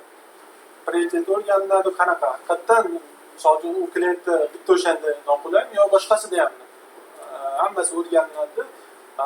Produkt backlogga qo'yiladi birinchi. Sirasi sprint olinmaydi. Backlogga qo'yiladi, produkt owner unga prioritet belgilaydi. Qachon qilish kerak? Umuman kerakmi, kerak emas bu narsa. Bitta klient so'rayotgan bo'lsa, hozir to'xtab tursin, bu odam ham bitta 10 ta klient so'rab turgan narsada yonib turibdi. O'shanga spiskga qo'shiladi. Ya'ni agar haqiqatan bir nechta odam so'ragan bo'lsa, prioritet sekin tepaga chiqib, tezroq sprint qo'shiladi. Yangi story qo'shilaveradi. Ha, o'zgarish bo'lsa, yangi zadacha bo'lib qo'shilaveradi. Assalomu alaykum, ismim Muhammad. Mana shu Scrum metodini qo'llashda qanaqa instrumentlardan foydalanasizlar? Hop, biz o'zimiz tajribamizda juda ko'pini ishlatib ko'rdik. Shu paytgacha mana instrumentlar juda ko'p. Utrecht degani bor, Work Team degani bor, juda ko'p. Redmine degan hammasini ishlatib ko'rdik. Oxiri bitta Kanban daskaga ega bo'lgan Trello deganni ishlatamiz. Ishlatishga juda qulay. Aynan nima uchun? Masalan, aynan nima uchun? U yerda mana shu Scrumda nima deydi? Kerak bo'ladigan ba'zi juda nima deydi? Ko'p imkoniyatlar bor. Scrum uchun foydali bo'lgan. Umuman olganda aynan o'shanaqa tul bo'lish shart emas bunga qaraganda. Biz boshida hech qanaqa tul ishlatmaymiz. Sababi bu narsada ko'pchilik pulli ham bor, tekini ham bor. Bitta dosiya olganmiz. Doskani mana shunaqa bo'lib chiqqanmiz. Bo'lib chiqqanmizda stikerlar bor bizda. Rangli stikerlar, sariq, qizil, yashil. Mana shuga yozib ketardi, hammasini yozib ketardi. Qarasang, proyekt katta bo'lgandan keyin doskaga 200 zilchani sig'diramiz. Boshida sig'ib turdi, keyin sig'may qoldi. O'shandan keyin biz instrumentga o'tdik. Instrumentda o'sha Trello'da mana bunaqa listlar bor, Kanban doska deyiladi buni. Bundan bunga o'tkazish imkoniyati bor. Boyagi zadacha qaysi etapda turibdi, kim qilyapti, danli momentda kim qaysi zadachani ustida turibdi, prioritetlarni qo'yish mumkin. Yana pointlarni qo'yish mumkin, qancha vaqtda bajariladi, sroklarni qo'yish mumkin. Umuman olganda checklistlar, ya'ni bitta zadachada mana shu ishlar bo'lishi kerak deb men bu zadachalarni maydalanib turib, mana shunaqa imkoniyat, juda ko'p imkoniyatlar bor. O'shanga qulay bo'lgani uchun biz Trello'dan ishlatamiz. Kimdirlar bunaqa turlar juda ko'p hozir. Instrument juda ko'p. O'shaga qarab o'zingiz Biz ham Trello'ni ishlatamiz. Buni ham webda ishlaysiz, hech qanaqa narsa kerak emas. Datoningizning uстановка shundoq. Anaqaga kirib, onlayn web brauzerdan kirib ishlataverasiz. Telefonda ishlatsa bo'ladi. Qanaqadir doskada o'zgarish bo'lsa, сообщение keladi sizga. juda qulay. Juda qulay. Mobilnisi yaxshi-da. Mobilnisi ham zo'r. Javobgar shaxslarni belgilasangiz bo'ladi. Misol uchun bitta doska bo'ladi, doskada o'zingiz xohlagancha qo'shib ketaverasiz anaqalarni. Misol uchun Etaplarni. qarang, zadachalar bor, 10 ta zadacha bor. Doingda turibdi, ya'ni 4 ta programmist turgan zadachasi, danli moment ishlab turgan zadachani tugatdi. Keyingi list bor. Testing degan list bor yoki done degan list bor, ya'ni tugatdim degan. Bittasi olib zadachasini ma'lumga o'tkazishi bilan test-roshik bor bizada. Test-roshik email boradi yoki notification boradi. Sani mana chas test-roshik chasti, ya'ni danga qanaqadir zadacha tugasa, test-roshik tushunish kerak, menga zadacha paydo bo'ldi. Oladi, test qilishni boshlaydi. Unga notification. Mana shunaqa nima deydi, imkoniyatlar bor Trello. Boshqalarda ham bor. Endi kimga qaysi qulay bo'lsa, o'shani ishlataveradi. Bizani men ishlatadiganimiz Trello, maslahatim ham Trello sizlarga. Zadachani kim qo'shadi? Zadachani produkt owner qo'shadi. Va test-roshik. Test-roshik nima qo'shadi? Test-roshik test qilgandan keyin bug chiqadi. Bug chiqqandan keyin uni ham yozish kerak, qaytadan yozish kerak. Prosta qaytarib olmaydi. Biz ham misol uchun qaytadan zadacha va mana shu zadachada mana shunaqa bug chiqdi deb yozamiz. Keyin boya user storyda bitta narsa qolib ketdi, to'g'ri esimga tushib qoldi. User storyni qanday yoziladi? Past qanday yoziladi? Har bitta endi uni ham shabloni qilishgan. Ya'ni Scrum uchun umuman shunaqa template shablon qilishgan. Ya'ni har bitta proyektda misol uchun rollar bo'lishi mumkin. Ya'ni administrator, moderator yoki avtor. Ya'ni administrator mana shunaqa ishlarni mana shunaqa joyda qilish kerak. Sababi mana shunaqa bo'lgani uchun. Ya'ni ko'rsatiladi kim, qayerda, nima uchun nima qilinishi kerak. Zadacha qo'yayotganda mana shu 4 ta savolga javob beradigan, ya'ni shunaqa shaklda yozish kerak. Подробно, просто так post qo'shish kerak degan zadacha u nima qanaqadir jihatda noto'g'riroq zadacha hisoblanadi. Mavhumroq zadacha hisoblanadi. Agar falonchi joyda men bunaqa sababdan mana shunaqa zadacha qo'ydisi, o'sha zadachani o'qiydi, tushunib oladi. Bo'lmasa ani programmist tushuna olmay o'tiraveradi men bunaqa nima ekanini. O'shaning uchun user story tasdiqlarni ham to'g'ri qo'yish Scrumda ahamiyatli. Savol. Misol uchun men Scrumda anaqa proyekt qurmoqchiman deb mashina freelancerlar qilsa bo'ladi. Misol uchun men 4 ta 5 ta freelancer ishga olib, proyekt qurmoqchiman. Proyekt list yozib, offline qilsam bo'ladimi? Hozir Trello'ni tushuntirdingiz. Bo'ladi. Aytdim, o'sha iloji boricha minimal 4 ta odam bo'lsa, komanda o'sha bitta proyekt ishlaydigan bo'lsa, bemalol qilsangiz bo'ladi. Faqat biznes ko'rish kerak boya. daily meetingda endi freelancerlar ham Scrumni ishlatishadi. Misol uchun O'zbekistonda boshqa davlatda bo'lsa ham Skype bor, boshqa narsa bor. Mana shunaqa toollarni qilib hozir ishlayotganda juda ko'p. Aynan sprint ishlatsa bo'ladi uni ham. Ya'ni effekti bor. O'sha freelancerlar juda ko'p, men o'zim taniydigan juda ko'p. Sababi chet elda aytmoqchi ketganda mana shu 90% mana shunaqa IT kompaniyalar o'ziga mana shu Scrum Kanban ikkalasi mana shunaqa metodlarni уже qo'llashadi. Sabab bu necha yildan beri effektivni berib turgan sinovdan o'tgan. Misol uchun backtop deylik. Ha? Misol uchun tester backtop deylik.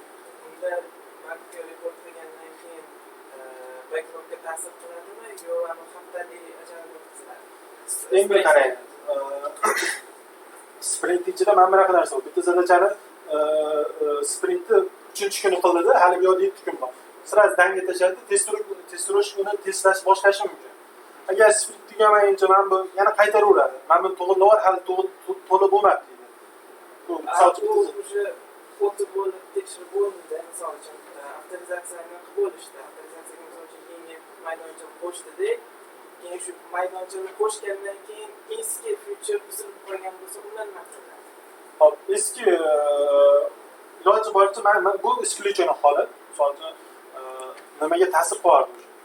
10 kunga ta'sir qo'yadi. Ya'ni 11 kunda bitadigan bo'ldi. Mana shunaqa исключение holatda komanda bitta qaror kelinadi. Protokol hammani yig'iladi. Bizda mana shunaqa vaziyat.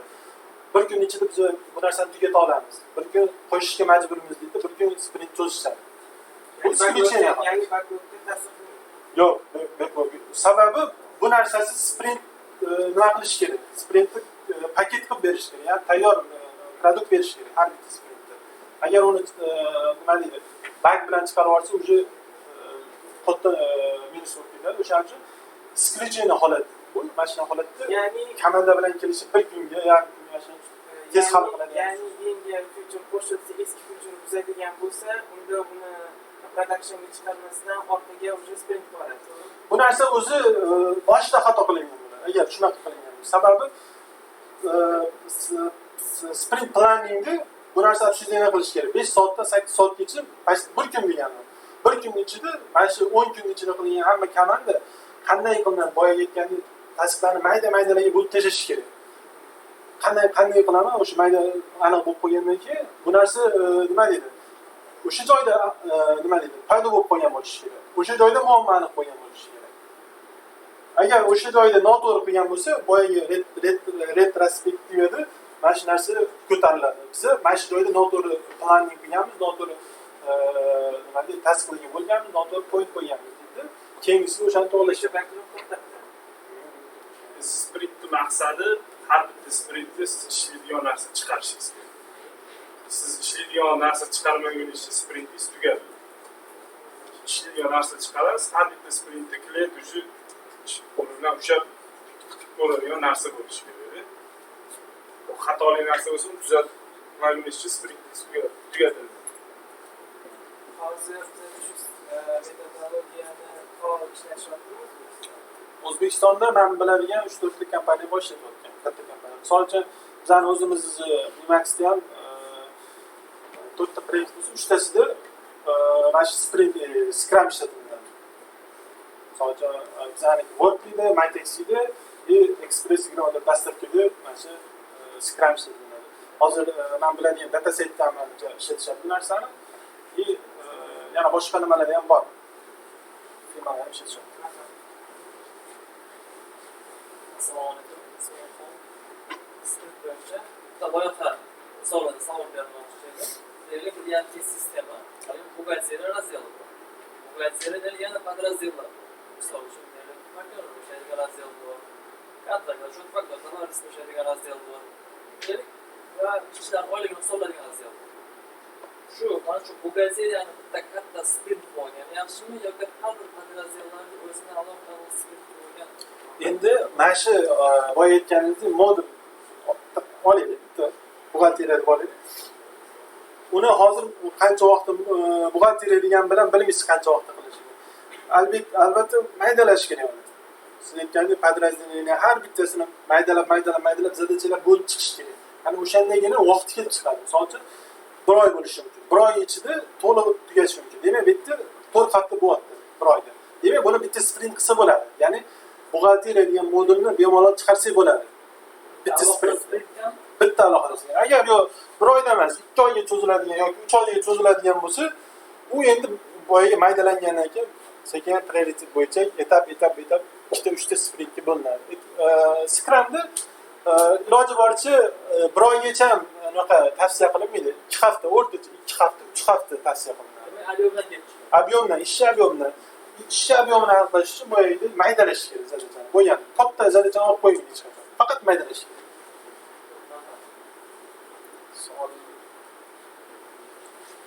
Aslida boshlanish va oxiridan bo'lish va shu orada yana qanaqa jarayonlar bo'ladi? Ya'ni Tasdiq qo'yildi. Oxirida bajarib tugatish kerak degan tushunib orasida qanaqa jarayonlar bo'ladi? faqat qo'yib yozib bo'ladi. Bitab, har kunlik bitab. Test yo'q. Scrum bo'ladi. Ha, yo'q. Endi u komandani qanaqa nimasiga bog'liq. Kimlar qaysidir komanda test-ro'shik bo'ladi, qaysidir komanda test-ro'shik yo'q. Mana shunaqa narsada. Masalan, men bilaman, 3 ta programmist, 4 ta programmist test-ro'shik o'zi qilgan ishini o'zi test qiladi yoki bir-biriga test qildirib chiqara olishadi. Bu endi ularning nimasi minusi, masalan, test-ro'shik bo'lmasa o'ziga minus. Sababi programmist kod yozib o'zi test qilsa, faqat o'zini nima deydi, kod yozayotganda keslarni yozadi-yu. Mana shu keslarni, mana shunaqa variantlarni to'g'rilishini ham qilib kod yozishim kerak deydi. Test qilganda ham aynan o'shalarni test qiladi. Lekin bu yoqda foydalanuvchiga olib borsangiz, foydalanuvchi umuman to'g'ri keladi. Bu programmist kutmagan joyda variantlarni keltirib chiqarish. Ha, u endi komandaga test so'rash olmaganni minuslar. Iloji boricha komandaga test so'rash olish kerak deb o'ylayman. Proyektda. Testirovщик odatda qanaqa talablar qo'yadi? Hop, test so'rashik endi bizlar hozir O'zbekistonda ko'p firmalarda kam. Bor bo'lsa ham juda chet elda edi. Har xil katta instrumentlarni ishlatmaydi. Avtomatik testirani, web testirani, mana shunaqa avtomat toollar bor. Misol uchun o'shanaqalar iloji bo'lsa o'shanaqalar ishlatadigan bo'lsa ish osonlashadi. Shunaqa talablar endi talablarni nima deydi? Har xil talablar bor. O'sha Selenium deydi test qiladigan, web testirani o'shalarni biladigan yaxshi. Yana savol bormi?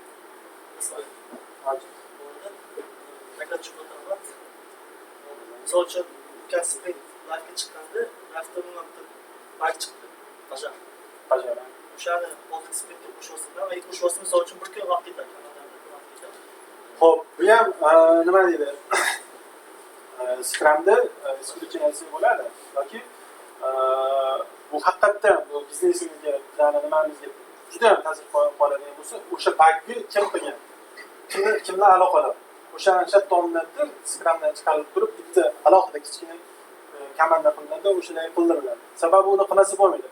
Yo agar trade pass bo'lsa, keyin sprint tutadi. Agar unsiz iloji bo'lmasa, o'sha nimadan olinadi? Sprintdan chiqarib turib, o'zi bitta komanda qilib turib, laserda chiqadi.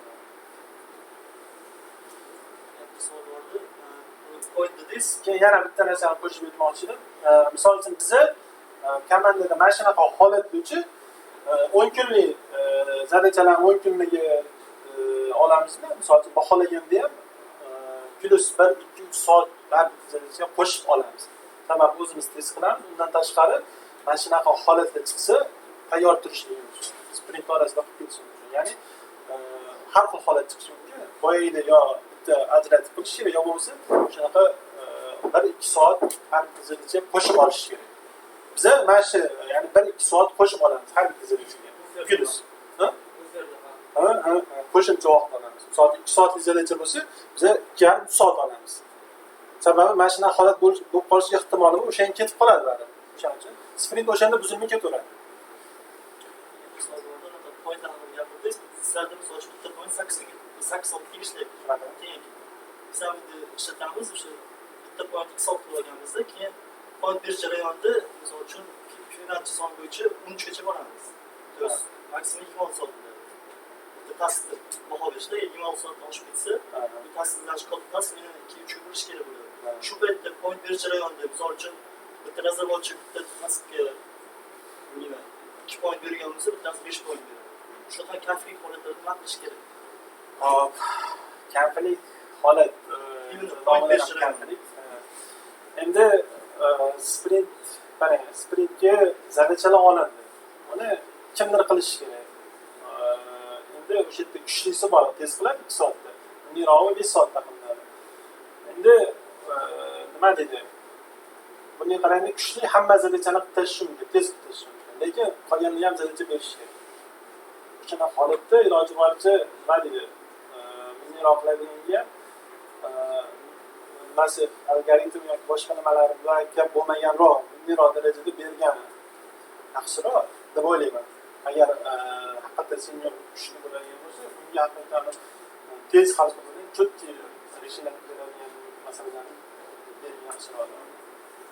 Misol uchun qarangda, bitta sprintda 40 point bo'lgan bo'lsa, start bitta odam o'sha point nimasi haqida chegasi. Yo'q, qarang, bitta odamga misol uchun 10 ish kuni bo'lsa, unda 10 point bor degan.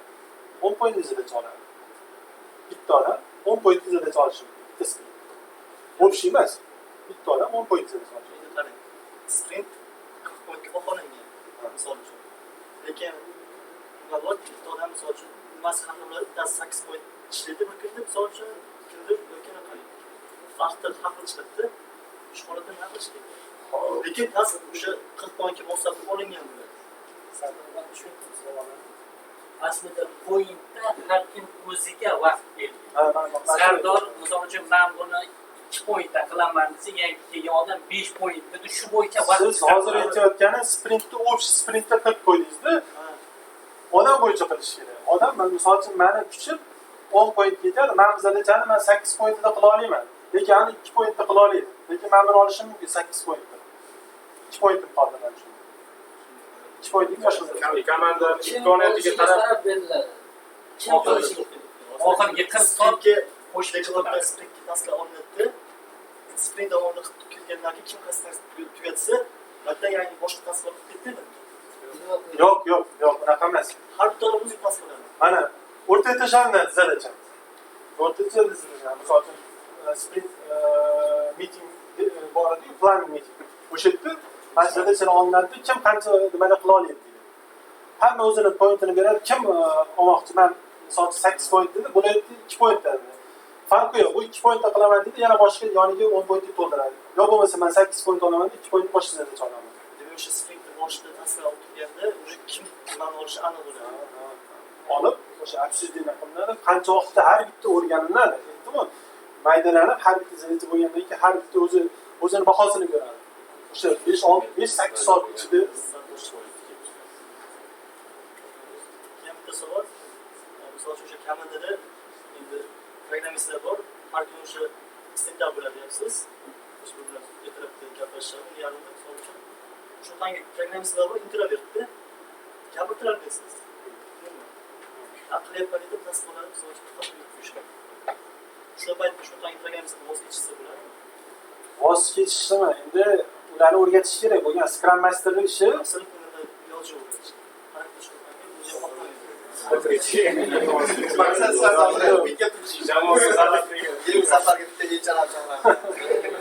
Sheriga bu aytib qo'ygan. Qara lekin tasdiqlab oldim deyapti. To'g'risi nima deydi? Boricha Scrum ishlatiladi, Scrum Master bilan ishlash kerak. Jarayonni buzmaslik kerak. Misol uchun shunaqa gapirmadimi? Ogohlantirish kerak, boshqa qilish kerak. Harakat qilish kerak, shuni Scrum Master ishlash kerak bo'lgan. Scrum Master tushuntirishdan olib boriladi. Sen sotrudnik bo'lsa endi nima deysiz? Sal qiynoqman. Bitta qo'shimcha qilsam, o'zi Scrum Lead yoki Scrum Report desanglar 100 bora 100 chiqmaydi. Shu yerda hamma savolga komanda nima vazifada qat'iy yozgan, ishchilarning qo'liga beriladi, mana shu qoida bo'yicha ishlanadi, tamom. Qoidani buzilsa effekt bermaydi. Scrum eng nimasi mana shu biror bir jarayonlar buzilsa effekt tushib ketaveradi. Scrumning maqsadi kundan kunga mana shu proseslarni, proyektni effektiv ishlashni, proyekt ishlashning effektivligini oshirishga qaratilgan. Agar biror bir joyda buzilsa effektivligini tushib ketaveradi. O'shaning uchun iloji boricha buzilmaslik kerak. Scrum Master o'shaning uchun asosiy bitta rolga chiqarilgan. Bitta savolim bor. Mana shu Scrumda sizlarning ishlarda ish jarayonida ko'rdinglar, misol uchun qanaqa bir kamchiliklari bormi sizlarga? Misol dasturchilarga nagruska tushadigan joylari bor. muammolar bilan siz talqinsa qilmaydi. Oldin Scrum ishlatmagan odamlarga sразу Scrum ishlatib, Hozir qanaqa minuslar bor? bittida mani hayolimga yozdim muammolar. Keladi sabab biz 7-8 yildan beri ishlab bunaqalarni nimada o'tdikda. Nimada o'tdikda hozir bitta nimaga tushib olganmiz. 1-2 yil boshida qiynalasiz, keyin tushib ketasiz. Hozir men o'shancha muammolarga to'g'ri hozir Minus taraflari qanaqadir? minus taraflari. Minus taraflari o'sha bitta minus tarafi katta sprintni katta ichida olayda qo'sha olmaslik. Katta ichida katta kutish kerak. Soatdan o'rnini kutish kerak katta degan. Ish to'xtab qolmaydimi? Ish to'xtab qolmaydimi bungacha? Kutish jarayoni. Yo'q, u misol yangi fich qo'sha olmaydi. Menga mana shu yangi fich kerak. Klient ishlatmoqchi bo'lib kelsa, to'xtaydi, kaft turgasa keyin sprint qilishsan.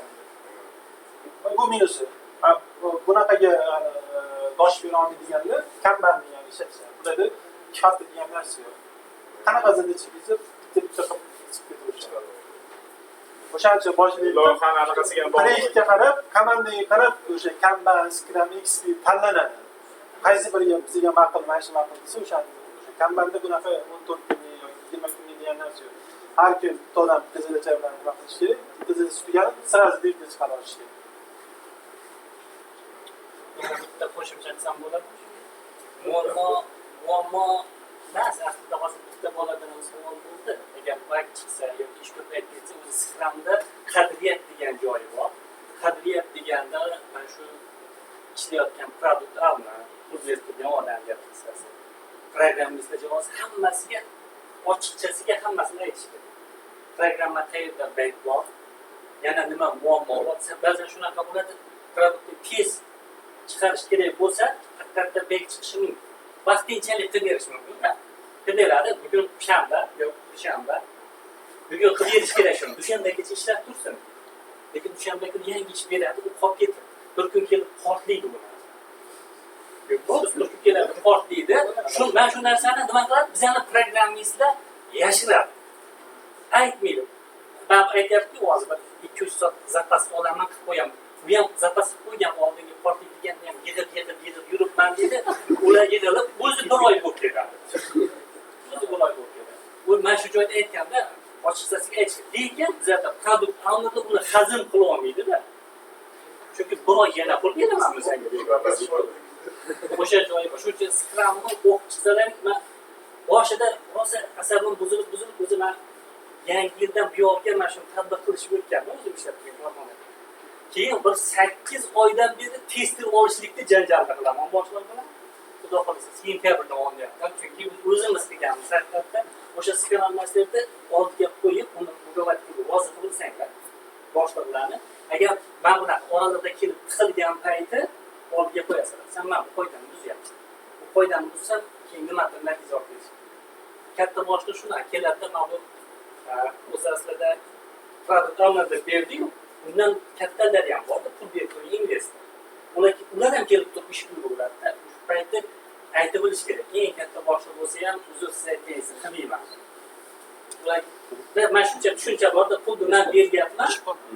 Men aytgan ishni birinchi bo'lib qilasan degan tushuncha bor. Men shu tushunchalarni olib tashlash kerak-da, haqiqatda qanday rezultat ko'rish kerak, faqat bugungi emas. Sardorga katta rahmat. Savollar bormi yana? Men Scrum Master'ni shu 8 yil oldin misol chet eldan olib kelganmisizlar yo o'zlaring o'qib? O'zimiz odam, oddiy odam. Mana shu Scrumni qoidalari borda, prinsiplarni yaxshi o'rgatib qo'yasiz, yodlatib olasiz. Xuddani mana qoidalarni yodlaganni, konstitutsiyaga o'xshab yodlatib olasiz. Mana shu qarab turdingiz bo'ldi. U qarab turadi, bo'lgan. Jarayonlarni har kunlik meetupdagi daily meeting boshqa hamma nima kerak bo'lsa, o'sha sprint ish bajarish nima kerak bo'lsa, tayyor qilib turadi o'sha. Chunki internetda o'qidim 76% software kompaniyalar Scrum ishlatayotganda shunga jiddiyroq ish deb o'yladim. Siz ham Scrum Master mana shu Scrumni qoidalari buzilmasligini nazorat qilib turadi. Qayerdadir buzilsa, effektiv tushib ketadi dedi-yu. O'shani buzilmasligini qarab turadi. Siz mitingga kelmadingizmi? Ertasi keladi. Nima mitingga kelmadingiz? Sababini.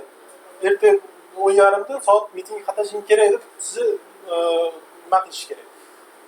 O'shanga o'rgatish kerak. Prinsip buzmadi, qoidani buzmadi. Bo'layotgandek tepadan ham men bizga rejani qilasan deb kelsiz, sprint o'rasida. O'sha to'xta dedi, boya aytganing oldiga qoidani qo'yadi, mumkin emas dedi. 2 haftadan keyin keldi dedi, o'shandan keyin gaplashamiz. Bo'ldi. Oraga hech kim kirmaydi, boya aytganing mana bunaqa katta devor darvoza edi, bittagina mana buni eshik qoladi. Bu ham 2 haftada bir ochiladi. Chet elda olib kelishadi. Foydasiga rioya qilsangiz bo'ldi. Scrumni qoidaga rioya qilinsa bo'ldi, effektivni oshaveradi. Asosiysi yaxshilab tushunib olish. Masalan, bitta split blokda 2 haftalik ish olganman, lekin bilmasdan bir haftada qilib qo'ysam, bir hafta dam olaman. Dam olasiz, lekin bu sizni mana shu noto'g'ri point vaqt belgilaganingizda bo'ladi. Sababi siz anetda 1 soat izlatilishiga 4 soat olgansiz. Bu siz noto'g'ri bo'ladi. Hisobdan emas bu. Scrum Master yo'q, qarang, bitta narsasi bor. Daily meetingning foydasi bor mana shunaqa joyda. Siz bir haftadan keyin tugatdingizda keyingi hafta so'raladi. Kecha nima qilding degan savol bor. Kecha ish etasiz, bugun nima qilasan desa ishlashda davom etasiz. Ishlashda davom etasiz. O'sha Scrum Master sizni biladi, demak bu noto'g'ri nima qilgan, keyingi sprintda buni to'g'rilaymiz, to'g'ri belgilashga o'rgatamiz. Yana bitta tarafi bor, agar soat bilan ishlaydigan bo'lsangiz, siz to'lovi soat bilan bo'ladigan yutasiz. Agar siz misol uchun zakazni, dogovorni summa bilan oladigan bo'lsangiz, siz bir hafta yana qanaqadir ish qilib ishlashingiz mumkin. Biz o'sha hafta pul ishlamasidan yoki дополнительно qanaqadir ish olib ishlash mumkin bo'ladi. Misol uchun bitta loyiha olinadi, $5000 misol. Siz uni 2 haftada belgiladingizda, 2 haftada faqat ishlaysiz. Bir haftada qilib qo'ydingiz. Bir hafta ishlasa qila olmaysiz. Hatto siz to'g'ri baholaganingizda shuni doполнительно summa kelishi mumkin bo'ladi. Endi agar soat bilan bo'ladigan bo'lsa 8 soat ish bo'lib har bir soatingizga pul to'lanadigan bo'lsa unaqa yutasiz. Bitta sprintga borasiz, ikkita sprintga borasiz, 3-chi, 4-chida bu narsa to'g'rilayverasiz, Scrum Master to'g'rilayveradi. To'g'ri baho beradigan qilib qo'yasiz. Noto'g'ri yolg'on baho bersangiz ham to'g'rilab qo'yadi. Sababi siz mana bitta 1 soat izladachani o'zingizcha 4 soat izlaysizmi? Men bu dasturchi turadi.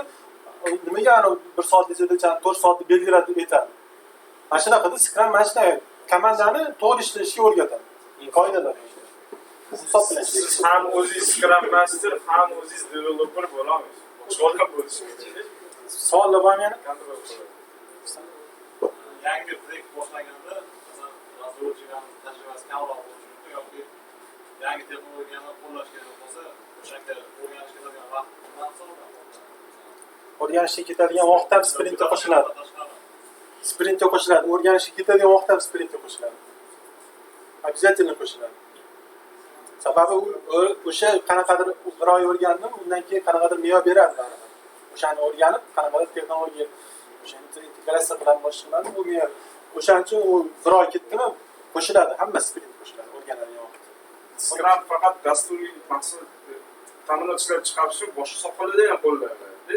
Shu rakursdan qarasangiz, nima qilishni yaxshiroq tushunasiz. Misol uchun Agile deydi, mana shu Scrum, Kanban ham ikkitasi eng mashhur. Kanban bilan Scrum bir-biriga yaqinroq, eng mashhuri Toyota kompaniyasi bor. Mashina ishlab chiqaradigan. Ular Kanban ishlatadi. 1900-yildan beri hozirgacha Kanban o'sha metodologiyasida ishlayapti. Даже men Karzinkiga borganimda ham, ularni qaysidir отделga kirganimda, mana bunaqa doska, oddiy doskada Kanban ishlatishgan. Ya'ni ularda mevalar bor, misol uchun mevalar, sut bor, qatiq bor, 3 kunlik, 4 kunlik sroki bor. Men bitta kelgan kuni stiker yozadi, men bu misol uchun nima kefir, men bu musaffo kefir, men bu chisloda keldi, men bu chisloda nima bo'lishi kerak, expired bo'lishi kerak, ya'ni srok tugaydi. Keladi, o'sha kun keldimi, men bunga o'tkazib qo'yaman, men bitta chislosini yozib qo'yadi, men bunga o'tkazadi. Ha, bugun men bitib ko'radi, ana polkani olib qo'yadigan odam keladi, men bitta o'zini nimasini qaraydi. Bugun qaysi tovarlarni polkaga olib qo'yish kerak, ya'ni srok tugadi. O'shani qaraydi, bo'lgan. Keladi, ottashaveradi. Mana shunaqa bo'ldimi, sababi ular srok tugadi. Mana Karzinkada men ko'rganman o'shani, realni. Mashinaga tushib ketdi. O'qiyda kimdir atrofida bo'ladi. Stiker yoqtirasiz. Ko'radi, kimdir ko'radi, darvoza ishtirok qiladi. Chet elda bo'lsa. O'shaning uchun bu juda effektiv foyda. Mana shu Karzinkada misol uchun o'shani juda katta magazinda bitta odam eplolmaydi, hammasini esda tura olmaydi. O'shaning uchun yozib mana shunaqa hamma ko'radi. ishlatishadi. Juda ko'p katta firma ishlatishadi bu narsani. Yana savolim bor? Namchi? Savol bor, savol. Temani sal tashqarida abstrakt savol.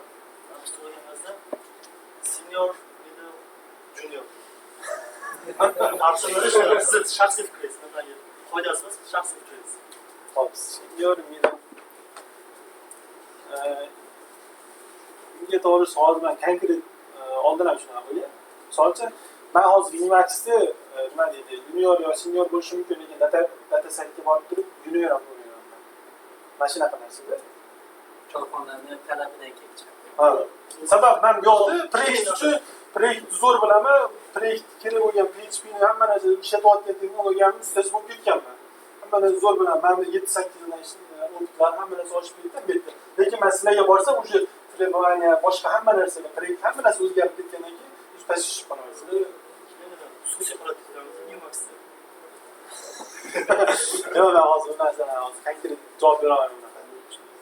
Keyin to'g'risi bu sal men desam ekan. Har kim har xil o'ylaydi-da.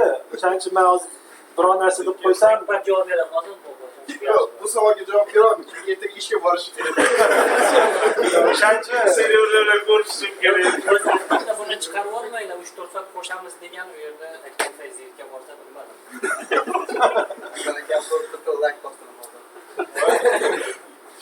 O'zi bu savol doim hamma lektorlarni mana shu savol bilan murojaat to'g'risi bizim qiyin savol bu narsa.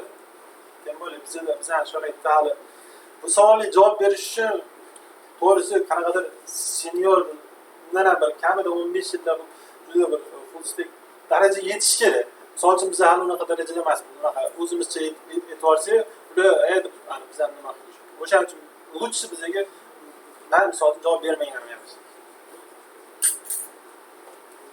Bunda misol senior, middle aniq talab yo'q-da. Misol mana narsani bilsa senior bo'ladi degan talab. To'g'ri. Bunda ko'proq предметный область deydi. Ya'ni sizlar avtomatizatsiya qilayotgan sohaga ham bog'liqda. Qanchalik bu sohani sizlar yaxshi bilasizlar. Men hozir Sardor aytdilar, o'zim proyektimda men necha yillar ishlayapman va seniorman deb ayta olmayman. Qaysidir boshqa sohaga misol uchun men aeroportlarni yoki meditsina sohasiga kirsa, предметный областьni bilmaysiz. Qanaqa avtomatizatsiya nima qilish kerak? Siz misol uchun Java'ni zo'r bilishingiz mumkin, PHP'ni zo'r bilishingiz mumkin. Sohani bilmaganingiz uchun hech narsa qila olmaysiz. Misol uchun PHP'da men seniorman deb aytolmayman. Sababi WordPress bilaman, Drupalni bilaman. Misol uchun ular programming o'shanga kirib ketadi. Frameworklarni hammasini bilmayman. Misol uchun koordinatorni bilmayman. Mana shunaqa narsada bular. O'shaning uchun sal qiyinroq mavqu savol. Yana bormi savol?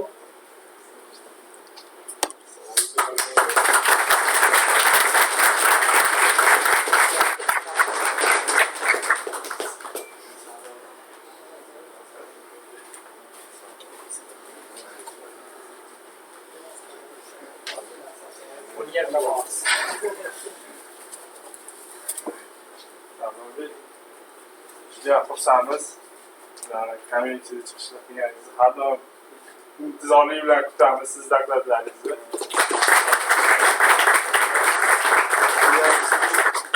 Savol, yaxshi savol belgilab berasiz. Hop, uchta savolmi? Uchtani belgilash kerak. Ha, uchta yaxshi savol. Savol berdilar. Siz Yig'ilib qolgan paytlarda savol chiqdi. O savolni ayt. Savol hozir boya belgilab qo'yilgan edi, mana shu tarafdan.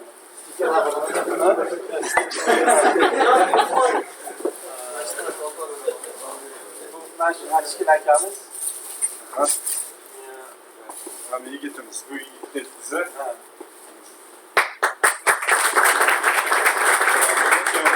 Исключениyalar bo'yicha savol beradingiz, ha?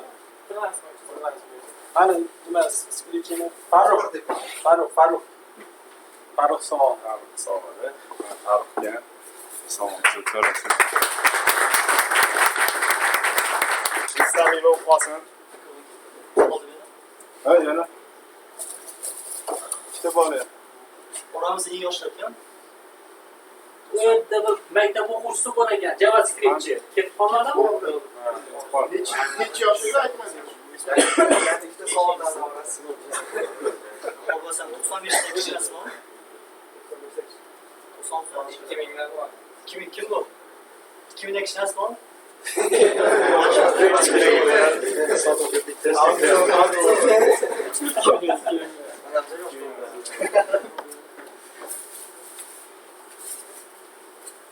Eng kichkina eng kattaga beramiz.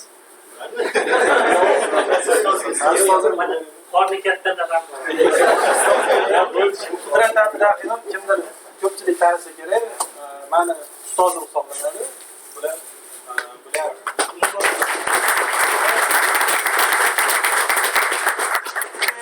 buni ham yaqinda, misol uchun o'zi 7-8 oy bo'ldi, mana shu Scrum o'zini ishxonasida Scrum komandasi bilan Scrum ishlatishni boshlashdi buni ham.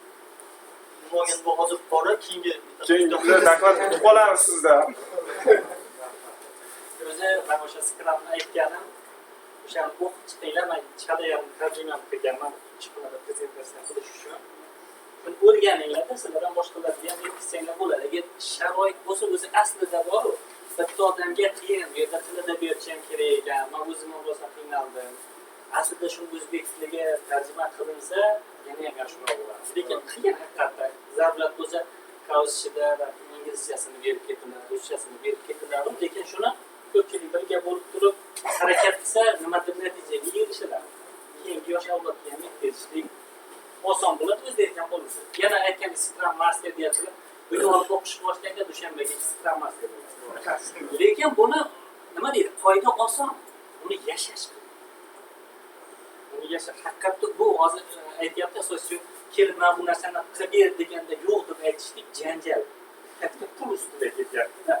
Uni o'rganib turib ertaga tatbiq qilsalaring boshqalar. Haqiqatda bugun o'zida ko'chib olib o'qishni boshlanglar. Keyingi safarda assalomu alaykum Scrum Masterlar gaplashamiz. Rahmat bo'lamiz.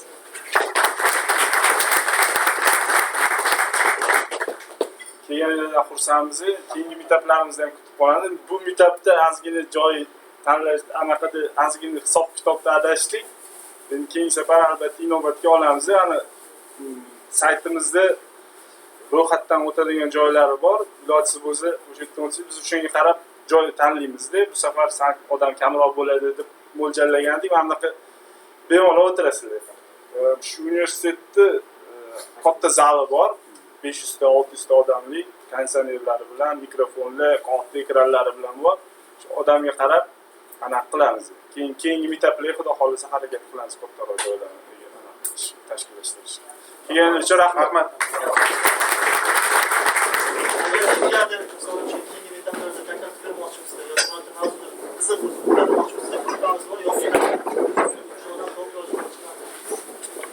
Ixtiyoriy odam chiqishi mumkin doklad. Tashqariga chiqib bir rasm tushib olsa, saytimizga qo'yamiz. Ketib qolamiz.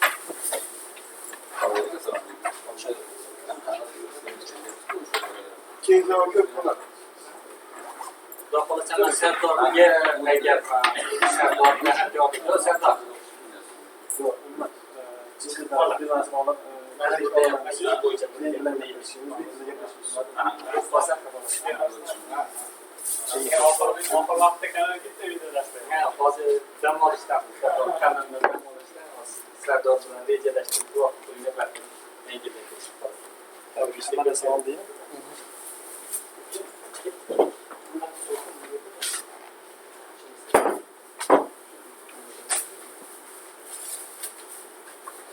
Bo'pti Islom. Assalomu alaykum.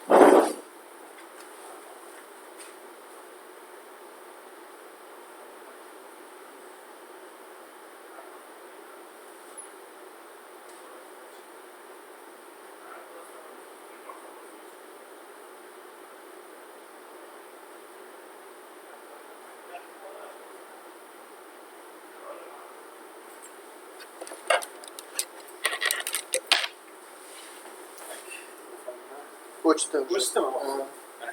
Qachon gaplashamiz siz bilan endi? Tak. Buni borib biron bir kun nima qilaylik? To'g'ri sal charchadim. Charchadim o'ylaman. Yaxshi bo'ldi, zo'r bo'ldi. Foydali bo'lgan bo'lsa undan so'ysa. Hozir sal to'g'risi miyasam. Yo'q, bo'ldi. Siz Biron bir kun nima qilaylik? Ha, hozirmi? Xudo xohlasa dars davom qilib boshlaymiz. Nasib aloqaga chiqaman. Rahmat. Qo'shib. Ha, shukr. Chiqib chiqanda endi biz anaqaga olib turdik bir kunga joyga. Yo'q, programmistlarni yig'ilishi bor edi, o'shani tashkillashtirgandik.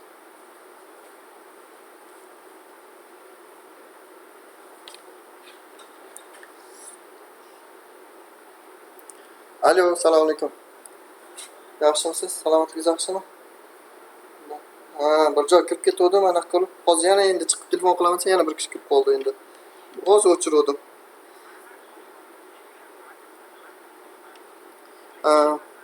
Ha, o'zi nimaga pul kerak? Qancha pul kerak? Ha.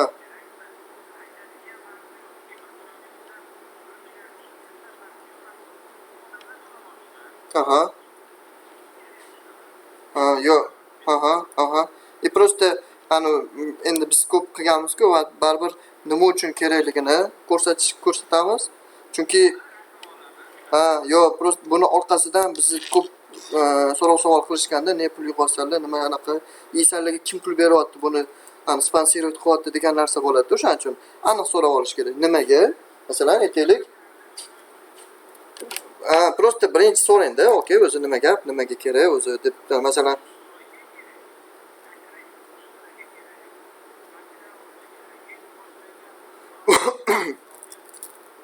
bo'ldi, unda qurilishiga qilinadi. Men uni so'rab kelavering, men bolalar bor, uni alohida shug'ullanadigan bolalar, o'shanga beramiz. Chunki aytayapman, yordam berishdan hech kim qochmayapti. Просто hozirgi aytgan narsam ikkinchi tomoni bor. Kim sponsировать qilyapti, sanlarga kim pul beryapti? Masalan, so'rab qoladi, taqaytib. Bitta gaplashamiz, ketaman.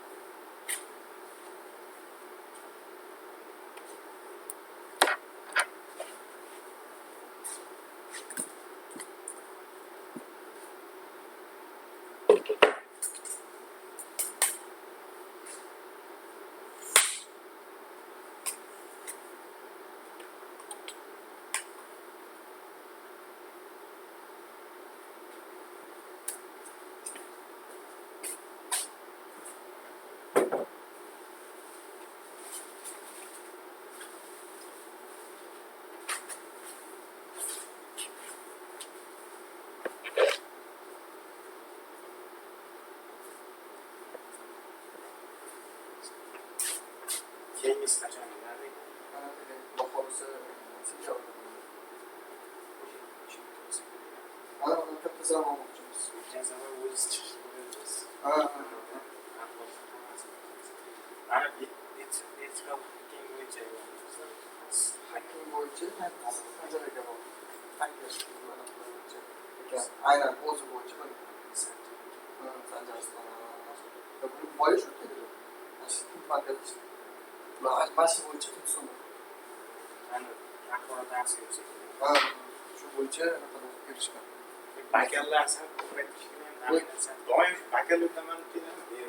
Yo, yaxshi niyat qilib. Ikki safar masala qilamiz, to'xtab qolamiz. Siz o'qiysiz? O'zi ham qo'yamiz. Men hozir o'qiysiz deb o'yladim. Yo'q, ko'rganman. Unda ko'rganmiz. Intelligent. O'sha ishlaganmiz.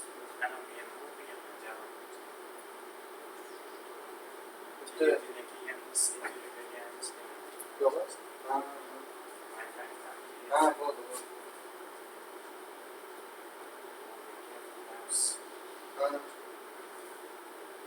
Daxil stilimizni kattaroq qilamiz. Sohalarni shaklini ham kattalashtirib, xongi bor. Balki ba'zi narsalarni qo'shamiz. Savollar bo'yicha, kadr bo'yicha bo'lsa zo'r bo'ladi.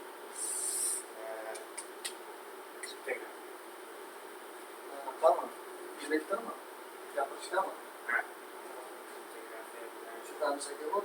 Qanaqa ko'ramiz? O'zlarini chiqaryapti. O'zimiz uchun rivojlanmagan. Anastonmi? Kettirasiz kerak. Shu tekana. Chet tildami?